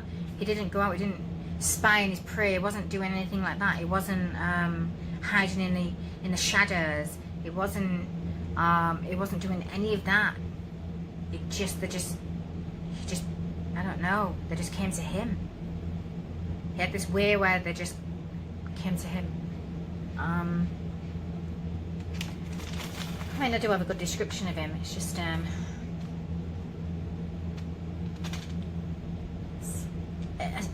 don't know. He's either active or he's about to start being active. I don't want him to be active at all. But if he is, I feel like if he has a reign of terror or anything like that, it's not going to last long. Not with the, like I say, not with the technology we've got today. Unless he's really incredibly intelligent. And now if he's incredibly intelligent, maybe he's been active for a while. But at 2023, the year 2023 is incredible. So this is why I want to just document it. This is why I need to just put it out there, because obviously in the midst of putting the full report together. But I want to do some more. I want to keep researching this one. I feel like there's a lot more to get. So I may actually do an updated video to attach. I may attach another video at some point, and updated. If I get some more information or clarity during another investigation, I'll literally just do another video and I'll attach it to this one. But I really need to monitor this one. So it will be available. I mean, once the report's ready, I'll stick the link in once it's ready. And then, like I say, law enforcement or something like this, probably the feds and the FBI, they can request the data. They can keep it. You know, I don't care. They can just keep it and go, okay, absolute bollocks. What is this crap? But you know, throw it away. I don't care. Or they can hold on to it, see if something happens, or see if they're dealing with something like this in the future, and just hold on to the data. But there is going to be, if the guy's active, I don't know what his reach is.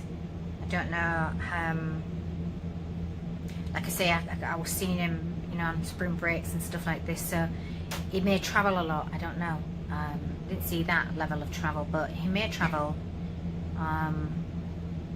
But if it starts to feel like there's a particular town in a state, in one of the states across the US, and there is just a high influxation of young women, you know, in their early 30s, like late 20s, maybe mid 20s, going, you know, going missing. Let me just see what they all, and there's a certain look. I need to get that. No, I don't want to give that. No, I don't want to give that description away yet. But there is a type. He has a type. So, if that sounds like something you're already dealing with, sounds very familiar. There you go. So, in a small town, or like a large town, a small city, maybe. It's hard to say, but it was a real community feel. It may be worth just sort of, you know, monitoring something like that. It's not a coincidence that there's just young women going missing or anything like that in this area. Like I say, I don't know why Ted Bundy was just, it felt like he's either an act, like he looked up to him or mirrored him a little bit, or mirrored off him, or just maybe like, you know, was influenced by him a little bit. But that could have been one of the reasons, or more towards that same sort of confident persona that he had, as to why he was able to do what he did for so long, get away with, but you know, you know, the women didn't feel unsafe around him. That's what it felt like more. If you thought that was bad, like, wow, you would never have known, because he's such a confident, intelligent man, young guy back then, and you know, women would never have felt fear around him. Well, he's got nothing on this guy, this like I say, it's like he puts Bundy to shame. So yeah, I really don't want this to. But like I said, I'm going to monitor it. I'm going to keep investigating it. I do want more data. I don't want more information, obviously. But like I say, I'm going to finish the report. I'll get that done this week. But this video is obviously just a bit of information. But I will, like I say, I'll get the report together. Yeah, for this one, you're going to need to verify exactly who you are. So, you know, you want this case. It's not to the public. Oh God, you know, this case, it was horrible actually, because I had to because I was remote viewing, I was seeing what he was doing, how he does it.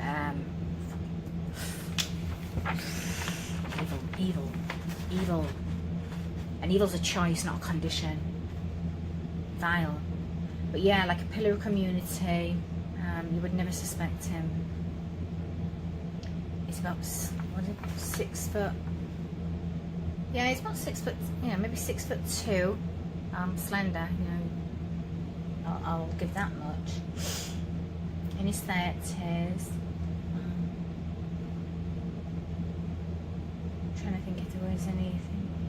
Okay, I don't want to talk about that, so that'll be in the report. The manner of, you know, his method and all that. That'll be in the report. Yeah, like I say, you know, if you was on the social scene, you would hang out with him. He's the kind of guy you would hang out with, and he's probably got a lot of friends, right? But they don't know him at all. So I am going to keep a very close eye on this one. You know, why I was shown so much and why I was able to get a lot of data, you know, if things can change. I mean, like I say, I don't know if he's active, I don't know if it's about to be active, but it's one of those situations where you think, let that not be true, please. Let's not let that be real or true, and otherwise intervene. Like, there could be some sort of divine intervention to stop that. So that's kind of what I'm hoping for, but is it? I don't know. But anyway, so that was PDPC02. I'm going to continue with, you know, monitoring this one, and like I say, continue getting, you know, trying to make that connection again. But either way, feel like I've put it out there, it's documented, and then worst case scenario, there's a lot of information. Other than that, have a great week, and I will see you all soon.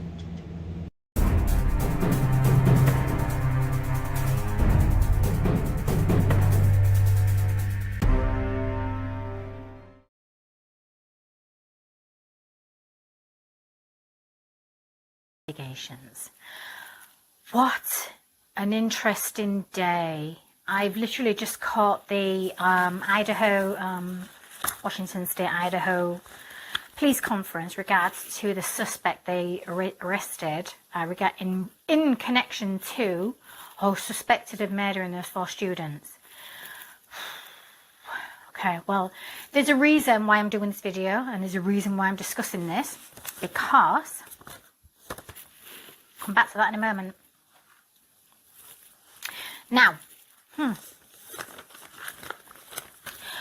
I was one of those people, obviously because of what I do. I actually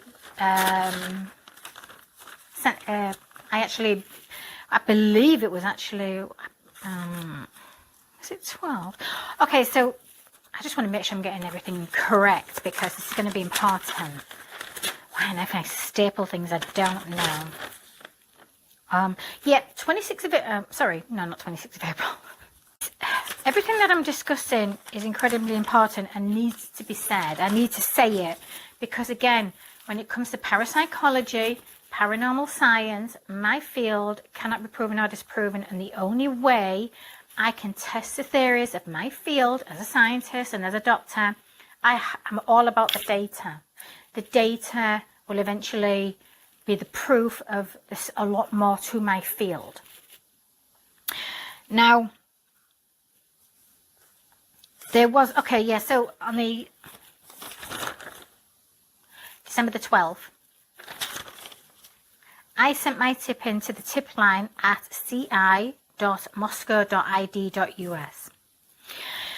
I basically just explained, because what was happening was, I know the case was going a bit cold and it was becoming stagnant, and I didn't really have an interest in this case or anything, but I was very aware of it, obviously nationwide we all were, and it was absolutely devastating to sort of see that.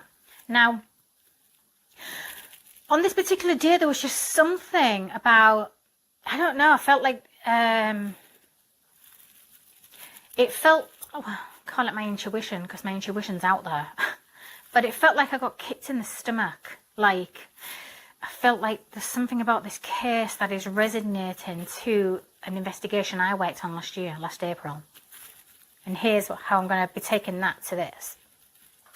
So I'm going to try and keep it as, there's still a few little things that I'm going to keep private and confidential due to the fact that I'm going to be sending a list of things, and these, obviously the report to Dennis Rice, I believe, who's at the FBI, who's on this case. There's a few things that I personally think he needs to look into.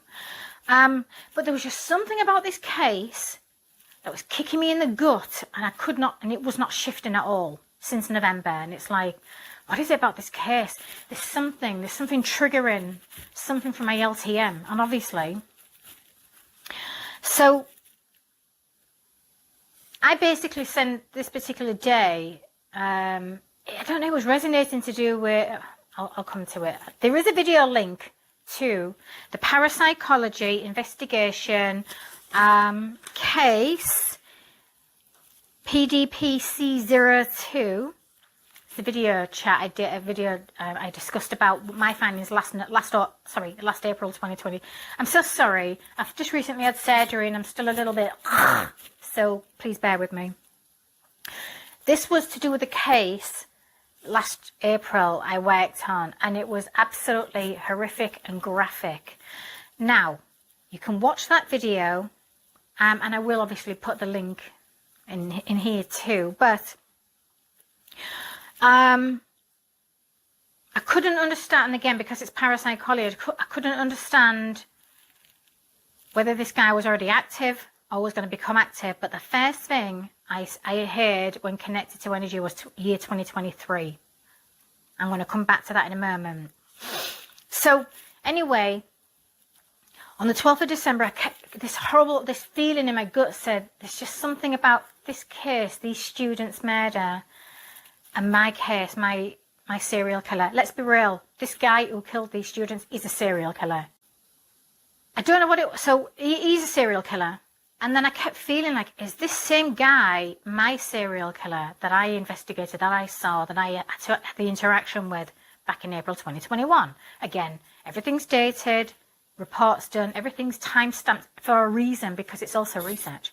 And again, it's because of my field. It's very complex. So I basically thought, well, you know, these investigators, this case seems to be going stagnant. It's not, let me just send my concerns, because there was something about it. There was something triggering, little bits that were resonating. And I'm going to discuss a few things from the report, but again, I'm going to keep a few things left held back to. Now, because that, obviously, you were probably going to learn a lot more about this guy anyway in 2023, which is exactly why 2023 was so important. But yeah, like I said, I got this really strange feeling that there was something to do with this case, and it was connected to my case, and it was just like, oh man. So that's why I sent this video link to that tip line. Now, what I did was I went back to my case, I pulled it out the filing cabinet, and then I rewatched the video that I did last year, and it's like, oh God, seriously. You've got to remember one thing. When it comes to paranormal science and parapsychology, there's so much room for interpretation. What I can hear, clairaudience and things like this when I'm tapping into my abilities, what I can hear, feel, sense and see, etc., and smell, everything, all clairsentiences. I can hear it, but it can mean something else. It can mean something similar. It could mean there's something to do with, like one thing could mean a variation of things. That's why you always have to have an open mind when it comes to my field. You cannot be just that way or no way. No. And if you're going to try and come into my field and understand my field with your beliefs, with your limited beliefs, you're not going to believe anything. Because you're not going to be able to open your mind enough to believe in the possibility of anything either. So if you want to sort of watch what I do, you're going to have an open mind, and that's it. You can believe in whatever you want to, but you're going to have to understand me, you need an open mind. Now, so now we know what we're dealing with, a serial killer. Well, when I go back to my case, this guy, he was a young guy. I thought he looked like early 30s, mid 30s. But this guy today, and I believe his name is, let me find his name, Brian Christopher Koberger. Now, he's 28. Oh God. So as I saw his picture today, because like I say, today on the 30th of December 2022, I came across a feed and I'm like, ugh. Oh God, this is why I'm doing this, and this is why I had to watch that news conference. I couldn't figure out, they didn't know who they were dealing with, and I couldn't, but I had a visual with my interaction with a serial killer. I saw what he looked like and everything, and he was a really good looking guy, brown hair, brown eyes. He looks like the boy next door. You would not ever think he's a serial killer. He's, oh God. And, you know, I'm going to come back to what I'm going to discuss from the report, but as soon as I saw his picture, I'm like, oh God, you look very familiar. And this is why I'm like, there is something with this case that is resonating with mine. And like I say, once I saw him, I'm like, yeah, but you're 28. I mean, you do look a bit older than you don't look 20. You could look older. Now, the fact that he's a student makes sense.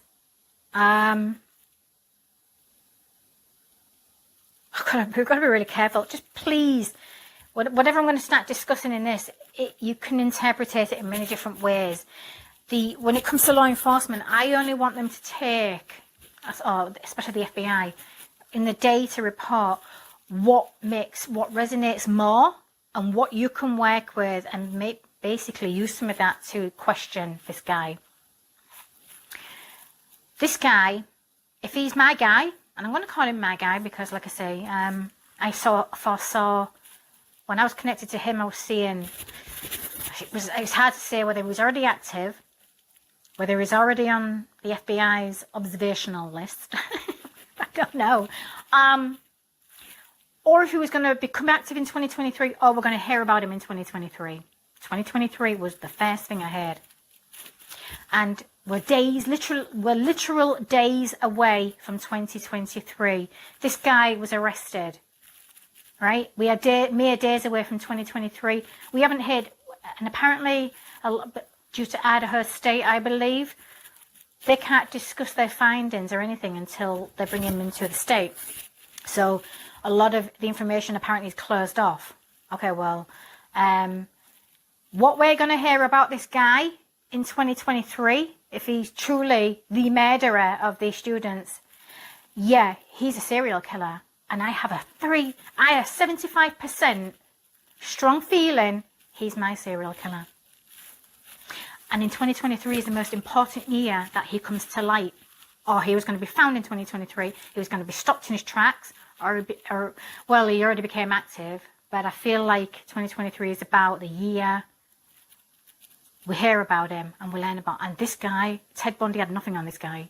And again, you can watch the video. But having found out today, he was already studying for a PhD in criminology. Yeah, this guy, right? And I'm going to say one thing. The weapon of choice he was using in my day, and I'm not going to mention that because the FBI needs that, but not the public right now. It will come out. It will come. If it's meant to be, it will come to light. But anyway, the weapon of choice and the method in the killing of what I was seeing is different to what he did with his students. And the reason for that was, my first intuitive thought was, I'm not surprised by that. If he's going into criminology and he's into serial killers and is researching killings and things like this, and I believe he was doing a research project where I had to look at it, but I'll put the picture in the, I'll put everything I've got on this guy. I'm not surprised. This guy was learning about criminology. Of course, he's gonna change his MO so he can stay off the radar. So it's hard to find, but he is young.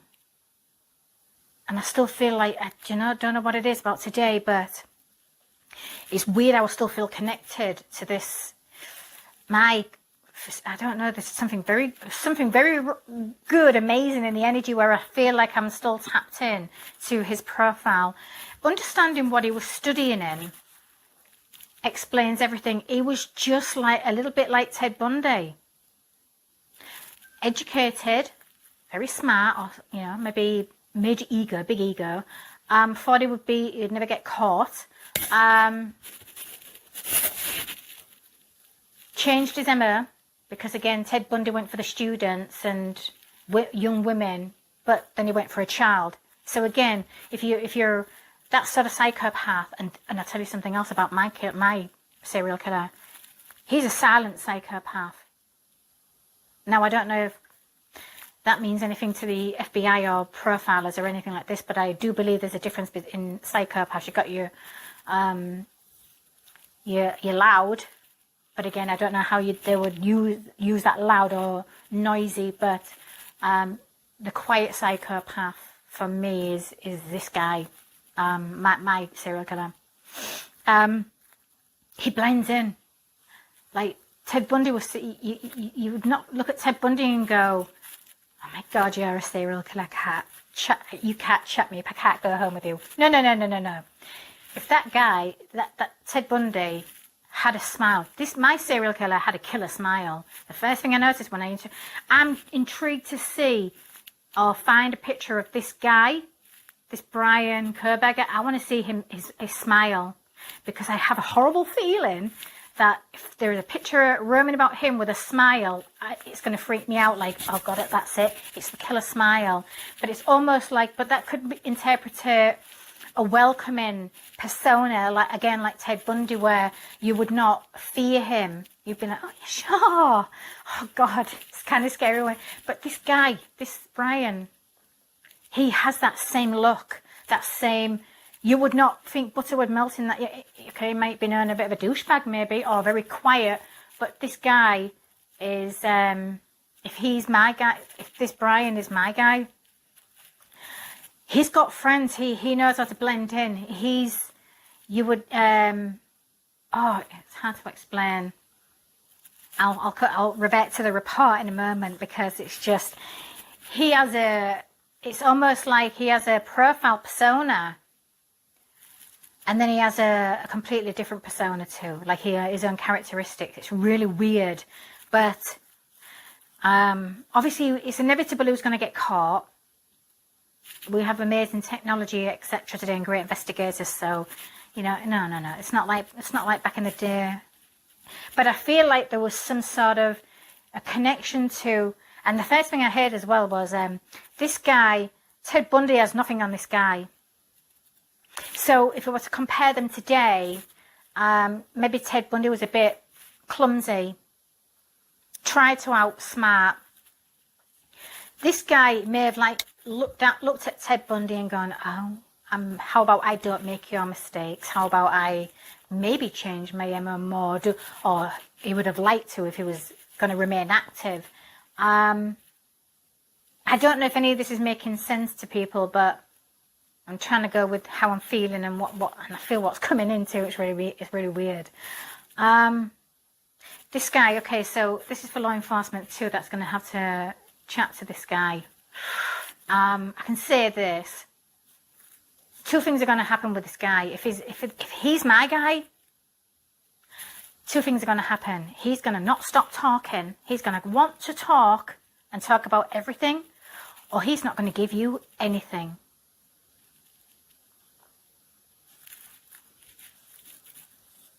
And that's frustrating, but, well, that's going to be frustrating for the investigators. Something to do with, 2023 was to do with my serial killer. Huge. And again, like I say, mere days away from 2023, and this happens, and this guy is already a serial killer, and they've caught him. It's like, are you serious right now? It's not. I'm not. But again, I'm going to come to my report in a moment, but yeah, just learning about the fact that he was trying to specialize in criminology, and I'm like, oh God, he's smart as well. Like, this guy's smart, so intelligent. But that will only take you so far, because ego and arrogance kicks in, and but he chose, which is quite scary as well, because when you think about what he was going into, had he not, if this is the same one, and he was my serial killer, and he was allowed to be active for decades, oh my God, no, there's no way. I'm going to call it divine intervention. There was a reason why I had to be sent to his energy frequency last year in April, flying by. I've had that video up since April 2021. So it's not like my information hasn't been out there, or the possibility of something to, but again, because it's what I do, and it's hard to get evidence, but it's I feel like it's coming to pass, and even now I think about it, and it's like, oh, I'm still feeling that punch in the gut, like, oh God, that's my intuition. Like, it's on par. It's on par, absolutely. Now, if he is not being active, and these poor students were his first victims, you stopped. I feel he would not have stopped. Not a chance in hell. No way. This guy is a quiet psychopath. He enjoys it, and I'm going to come to some data in the report. The profile I was able to get from visually connecting to and everything, connecting to his energy frequency. He takes evil to a different level. So let me just make sure I'm trying to cover all of this. But I'm trying to come back to mine too. And again, like I say, watching the live feed, the news conference today about this guy's arrest, it's like, oh God, it just felt like, I swear, I'm still going with my 75% that this guy is my guy. He's my serial killer. Thank God they caught him.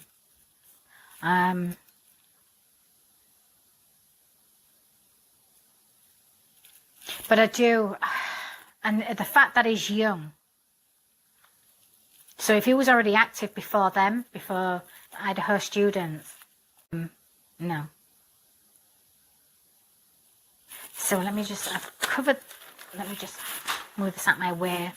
I know I'm still really connected, because like when I was sort of tuned in, like I say, when I came across the feed this morning, I'm like, oh my God, that picture, oh God, it was resonating, and it's like, oh no, oh my God, I wonder if this is, and it just felt like the past connection was coming back, and it's like, oh God, please tell me I'm not tapped into, is this it? Is this it? And then it was like, oh, we're coming up to 2023.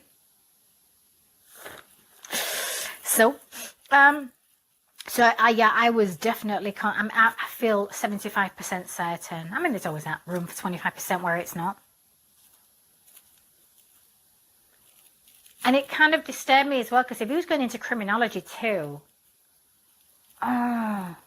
it's like when you find out the cops are bad, you know, the bad eggs that are supposed to help and protect you and serve you, the like killers, and it's like, oh God, you know, it's like that, but with somebody like him, like if he'd have been allowed to continue to be active after getting his PhD in criminology, etc., it's like, what the fuck?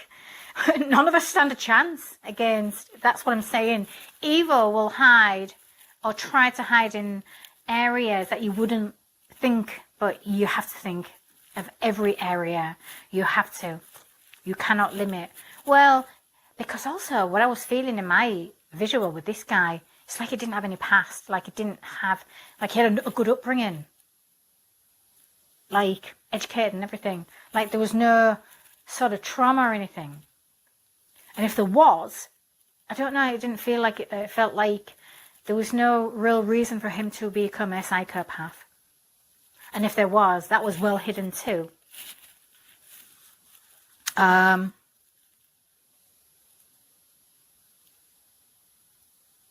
Yeah, that's just covering the brief, and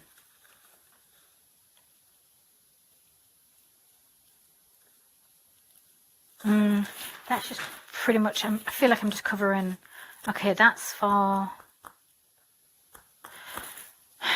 okay. It's interesting that Pennsylvania, I'm going to grab my data report. Pennsylvania.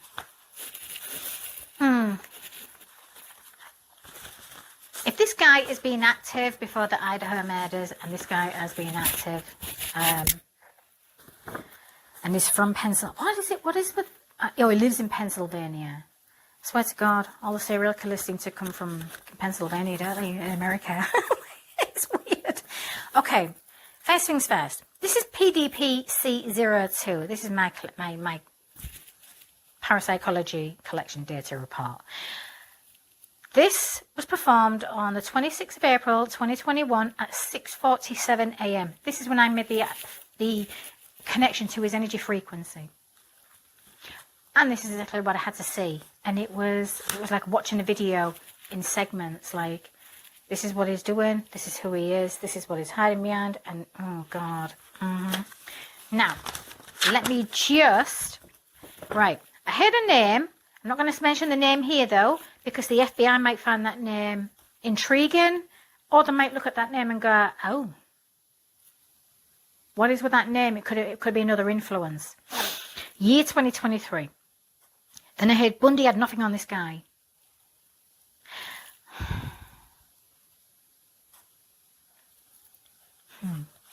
He will make love to you, then strike. I don't know what this is going to mean, but it may mean something to this guy. If he is my guy. Now, it's the smile. He had an evil smile. That's the one thing that's why I want to see. I want to see a picture of this guy smiling.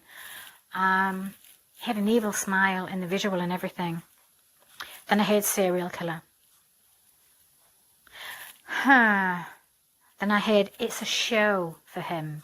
Again, a lot of what I'm discussing can be interpreted into many different things, into different ways. So, and then I heard like no past to blame. I'm not going to mention that. I'm not going to mention that. I'm going to leave that for the FBI.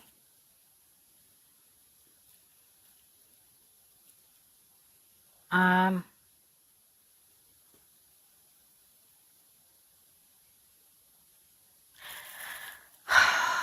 don't know whether I should mention this though. This is complete. This is absolutely would make complete sense. Now, it may mean something, it may not. But what I heard was men his age, fuck. They don't make love. Everything's slow and calculated. And then obviously that can come under the realm of stalking,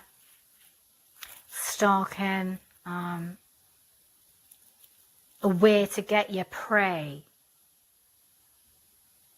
You would have to see guys his age today, they don't make love at all. They're not conditioned. First of all, most of them are addicted to porn, so there's no love making these days. Let's not sugarcoat the reality of. So I that made sense when I heard that. But in order to get your prey, you would have to, again, you would have to change, you would have to adopt a different persona. You'd be fake. But in order to, again, and in order to know somebody's movements or learn about somebody you're stalking or you're preying, well, you'd have to stalk them. The one you want or the one you want to pounce on, whatever, you would have to change your personality to appease that person. That doesn't mean you're gonna have a different personality or a different persona every single time. But that was interesting because I was like, oh God, seriously? Well, that makes fucking sense, especially these days, right? That's why I don't date. So,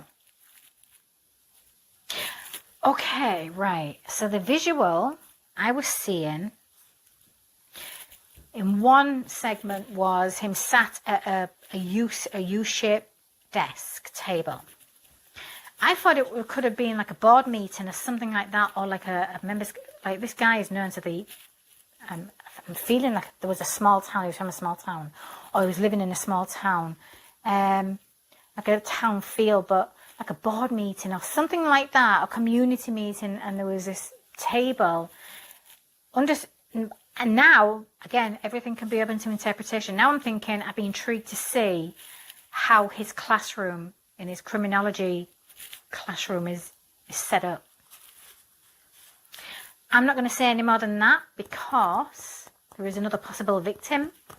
And if this setup looks like his classroom, well, yeah. The other victim was maybe possibly in this class. And there's a point of where this guy would sit, like this victim would sit too. And there's a reason why he targeted this guy, but I'm not going to say any more than that. So again, he was, and again, my guy, I'm going to call him Man A, because there's Man A in this visual and then there's Man B. Man B is the victim, who could have possibly been in his class. But I'll leave that to investigators if they look into this. My guy, my serial killer, was at least 6 feet tall. At least 6 feet tall. Slender, with like a caramel sort of complexion. Now, if this guy goes to the beach and tans, he's going to have a beautiful colour, put it that way. Brown eyes, obviously brown hair. A large, dynamic smile. I really need to see this guy smile. It's really annoying me. He looks like any ordinary guy, any ordinary man. He could live right next door to you, and he did. He did live next door to people. You would not even think about putting him into the category of a serial killer. Either mine or this Brian. Because this Brian is now a serial killer. Now, so yeah, in this visual, we can see on the sketch and everything, there's a motive why he may have targeted this guy. I'm going to leave a note for the FBI in this part. Then I've seen a different scenario taking place of And it was horrifying and graphic of two victims, a couple. Now when I go to Philadelphia, is it Pennsylvania? Now and again, in my vision, what I was seeing was forest terrain, campsites, camping grounds, that sort of thing. If this guy's being active before these 4 students, you need to be looking in forest areas that he's visited in forest terrain. That's to law enforcement.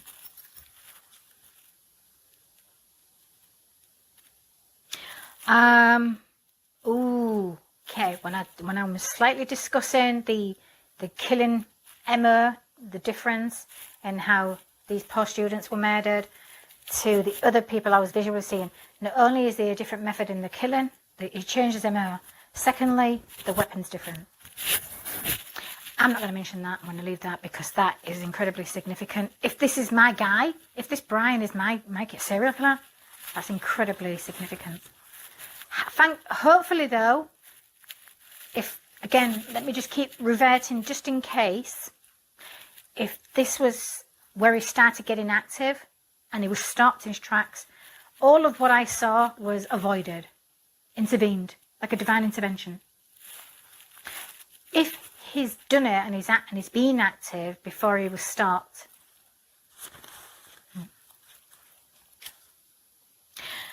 now I was hearing spring break and I was seeing visuals of spring break on beaches and things like this, and I hear plenty of fish.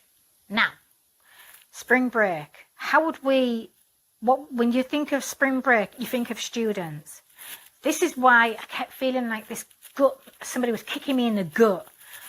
As soon as these poor students were murdered, I'm like, oh God, maybe it wasn't spring break. Maybe it's to do with students. A spring break, when you hear a spring break and you see it, you think of students immediately. College students. That's why you had to be open to all interpretations of data that can come in, especially, again, how I gather it. So, and like I say, that's why I was so focused on, there's something about this case, these murdered students. There's something very familiar about it. There's something I don't, and that's why it was triggering me. It was triggering my investigation. That's why I still feel 75% it's my guy. And the way he, again, a persona, the way he would interact with women. He's very good looking. He don't need to chase. They just come to him. I'm not going to discuss that method of either.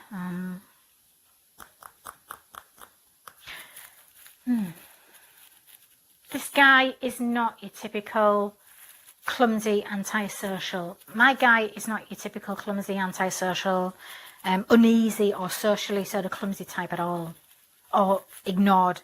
Is not anything like that. He is the guy next door. He's probably got loads of friends. He's very social. He's probably very sexually active, and he can get women. He's very good looking. And when you look at that picture of Brian, he's a good looking guy. He's a good looking guy. That's what I'm saying. There's just, and because of what he was studying, he's not going to be antisocial. He's not going to be socially clumsy. He's going to be right there, like he can interact and everything. He's confident. I mean, my guy had serious levels of confidence and major ego. But it's his ego that probably tripped him up anyway. He has a type, so I'm going to say about that. Now, my summary report back then on the 26th of April 2021. Okay. If he's already active, I felt like if he's already active, the authorities know. Or maybe they don't know, or they haven't connected the dots. But that would not surprise me if they're aware of a serial killer in a different state and he's moving around and he's from one state, like let's just say Pennsylvania, let's just use him as an example. He lives in Pennsylvania and he comes to Washington State, and his college is somewhere else. Well, it may take the authorities a little while to connect the dots, but if he's changing his killing MO, that's gonna cause a time lapse too. They're not going to connect the dots as fast or as easily. So they may have been aware of an active serial killer, but will never be able to place him anywhere specifically until, unfortunately, the Idaho. If he, I'm not saying he is, just if he is my guy, and I'm not saying he's been active or anything, I'm feeling like he could be my guy. 75%, I'm 75% sure this guy is my guy, but he might not be. There's 25% chance he's not. And again, the year 2023 may be the year he becomes known. This is what I had to write. The case becomes public. Or the year he starts becoming active. Regardless, the year 2023 is important. Now, was he going to become active in 2023? He did this in November. That's literally just a couple of months from 2023. So, he may just start 2 months earlier. But we're going to know about it. It's going to become public knowledge in 2023. And again, we are mere days away. Now, I also felt like this guy could make Ted Bundy look like an amateur. Oh God, if this guy was active, and he's my guy, and this guy was active,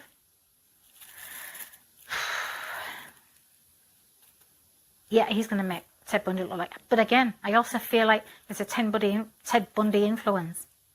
Like maybe he was influenced by him. Definitely my guy was influenced by Ted Bundy. I felt the one thing that connects these two men was charisma, charm, captivating smiles, and the ability to socially interact and draw women to them. That was my connection with Ted Bundy and my serial killer. That was the very basic profile of who my guy was. It was the charisma that these two had in common. And, you know, again, a few little things, education, etc. Charm, captivate. Fucking smile. I'm serious. I need to see that motherfucker smile. So, but yet it was the charisma, the charm, the captivating smiles, the ability to socially interact and just draw women to him. It was all about the women. But again, there was a male victim. I saw my guy. There could have been more. I just didn't, but I only saw one. But he could have been his stress trigger. He could have been his trigger. Something about that guy. And there is, and again, like I said, there was, I heard what was placed with that guy. Again, but I don't want to say what that is because I don't want to mention it here. It's all going to come out. Now, let's just say, for example, I'm spot on. It hit this guy, Brian, is my guy, and this all comes out after numerous court battles and all that crazy legal stuff, right? Then I can really discuss more about the report. I can really go into everything because I was able to sort of like profile him and everything, just in the connection.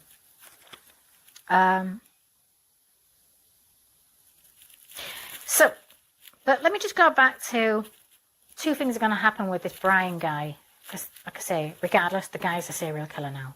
Two things are going to happen.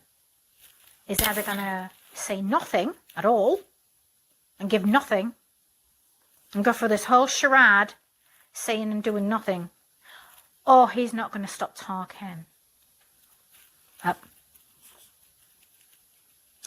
But it's interesting as well because, I will say this. When I connected to his energy frequency back in April 2021, there was a moment. See, I don't know if I was seeing in real time what he was actually doing in real time, but there's, again, state difference in times and stuff like this. Time zones.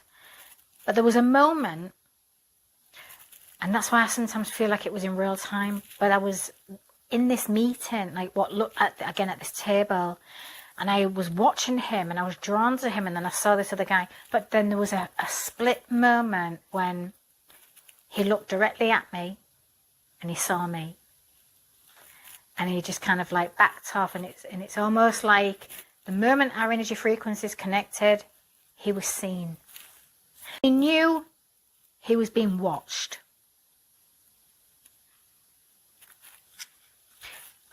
It would be intriguing to mention that to him.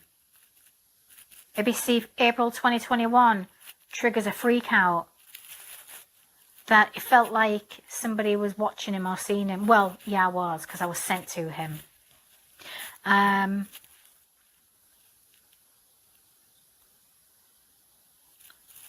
Something to do with him being a pillar of the community. Where he lives, or where he's from, or he was a pillar of the community somehow. Again, it would be a great way to hide your persona of who you're pretending not to be, who you're hiding behind. These guys these type of serial killers can blend in. I am going to, so like I say, I've actually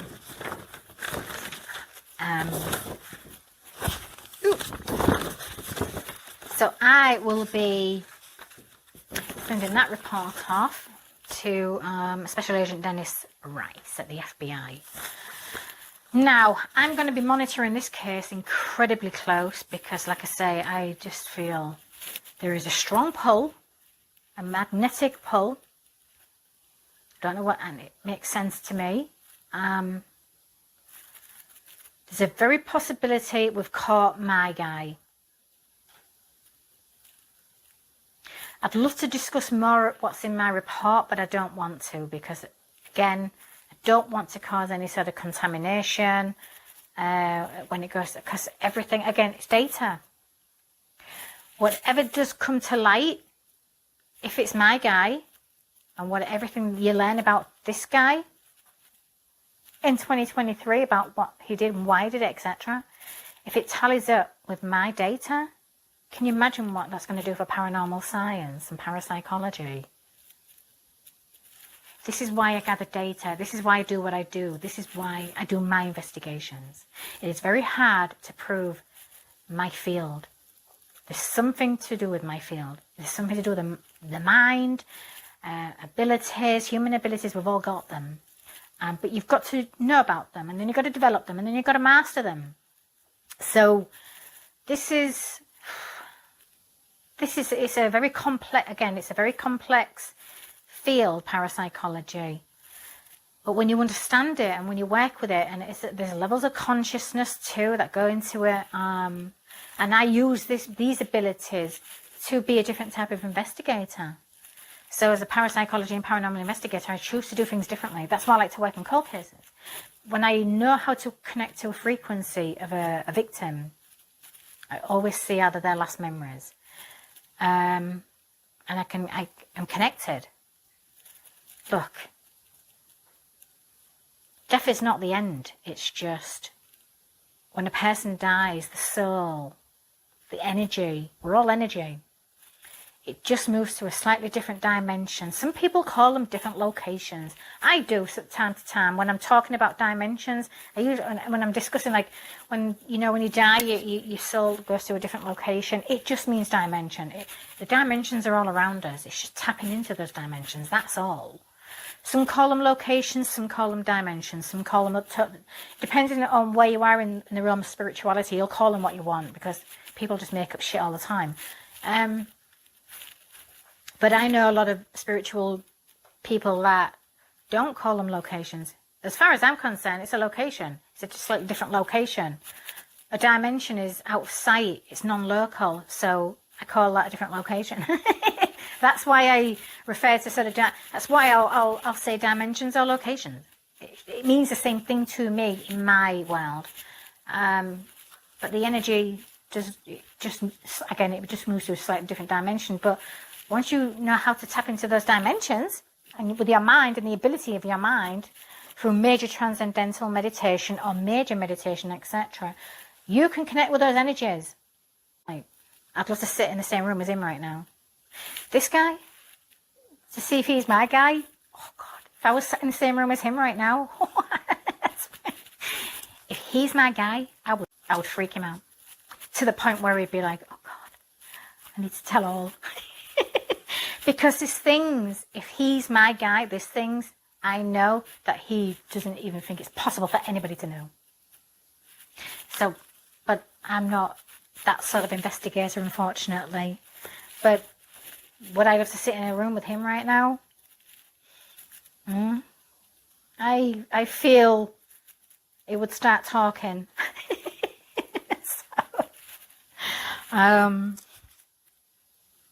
Now, I'm just going to end this. If law enforcement, I guess this my tips. I'm giving you tips here, right? Tips come in many different forms. And like I say, in the conference, they're all about, it doesn't matter what type of tip comes in, tips of all kinds, right? There you go. Well, this is mine. Have at it. It's not rocket science. It's not hard. But if you suspect this Brian Christopher Koberger has been active or has done something else before, or you suspect he's murdered before, just go back to where he's been located, and you need to be looking in forest terrains within 10 to 20 miles of him. Then you need to start looking at missing young women.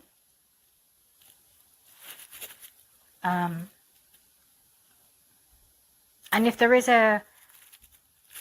missing young women, I don't want to say any more than that because,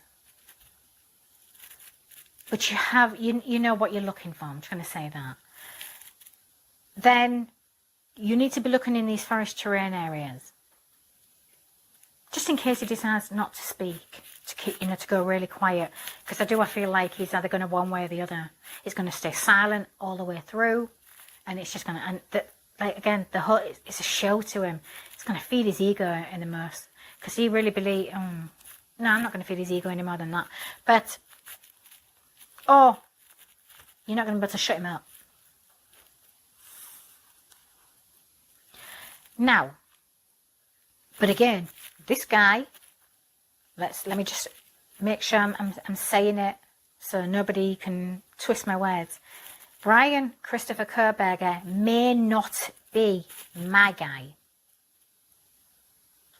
but he also may be also my guy. He could be. It's a possibility. Either way, something about my guy is coming to light in 2023. So, and he looks very similar to my guy, which is why I feel like I'm giving it that 75% chance you may have caught my guy. Thank God for that, right? So, it's hard to, it's very hard to just sort of have to try and explain what it's like in my field and not be able to prove it, but we have amazing, look, the FBI are amazing agents and investigators. Law enforcement, etc., they're all amazing investigators. They're all this is why I always say, I'm not quite sure why people think they can just become a serial killer in the freaking 21st century. That's ego. That's like arrogance and everything. You cannot. The technology is far too advanced. And if technology won't get you, somebody like me will see you. Or will get sent to your energy frequency by a higher freaking source, right? To keep an eye on you, gather data. So there's no getting that you can't, no. Back in the day, 40s, 50s, 60s, 70s, 80s, all of those serial killers back from then are all getting caught now because of amazing technology and advancements. Trying to be a serial killer in this day and age, you're just delusional. But again, depends on your mind. So, But yeah, like I said, they did mention today in that press conference, obviously he lives in Pennsylvania. I would highly recommend 10 to 20 miles around where he lives, if there's forest terrain, or go into for. I just don't know why. I feel strongly about that for some reason. I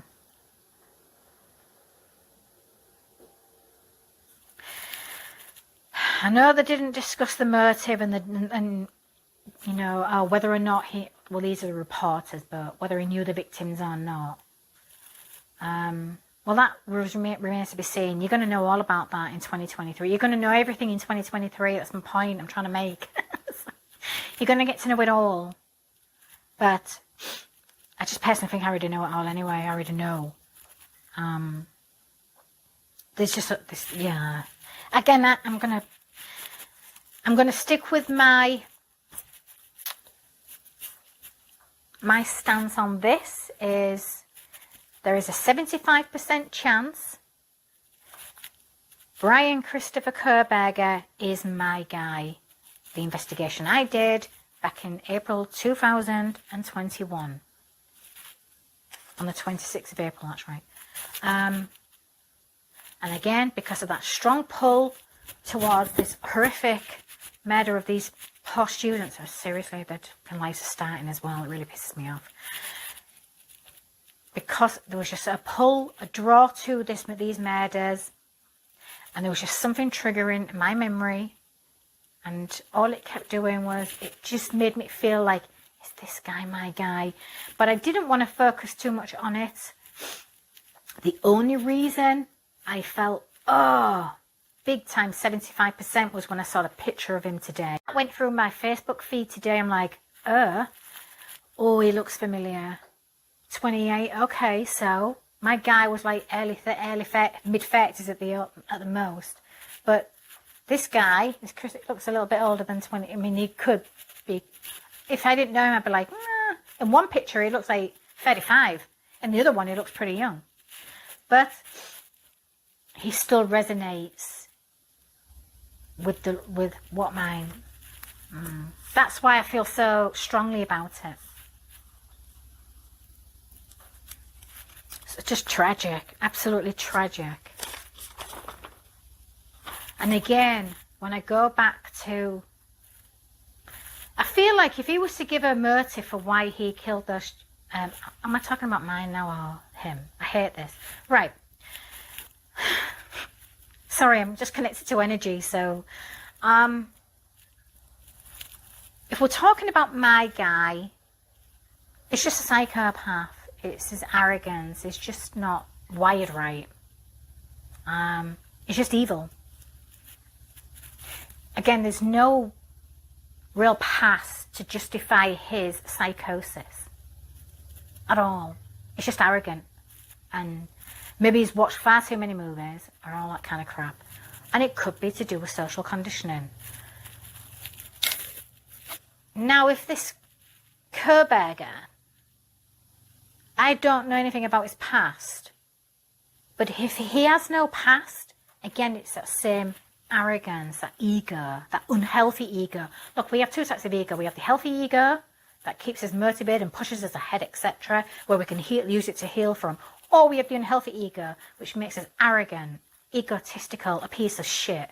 And sometimes the worst type of human beings you could possibly be, right? Depending on where you want to take that ego, that unhealthy ego, to the level, it depends on that person. And it can also depend on what they've dealt with, what they've been through, etc. But if this Koberger has no real traumatic past or anything, then he's just, I personally think it's to do with more social brainwashing, conditioning, mind control, through freaking predictive, everything that's wrong with society, from Hollywood to like everything that's wrong with the world. Always, it's like the road leads back to Rome. Well, this kind of evil shit always leads back to freaking Hollywood and all that sinister shit, right?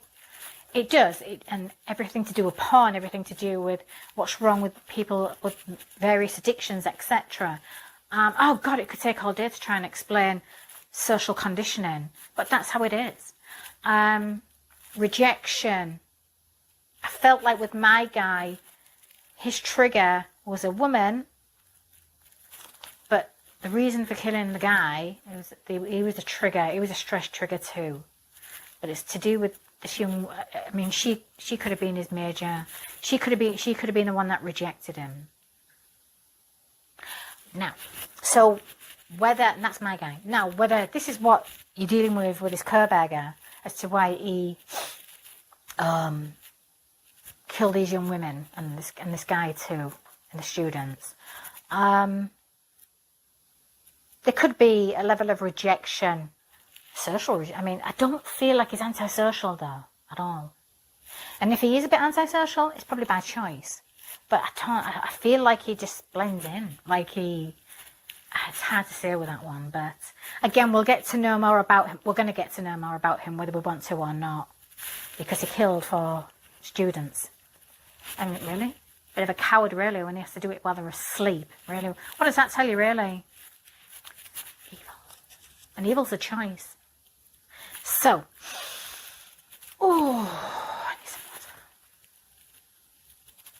water. So anyway, that's kind of my little tips and advice I can give to law enforcement if you come across this. Like I say, I'm going to get this report off to the FBI. But right now, I'm monitoring and I'm intrigued to see exactly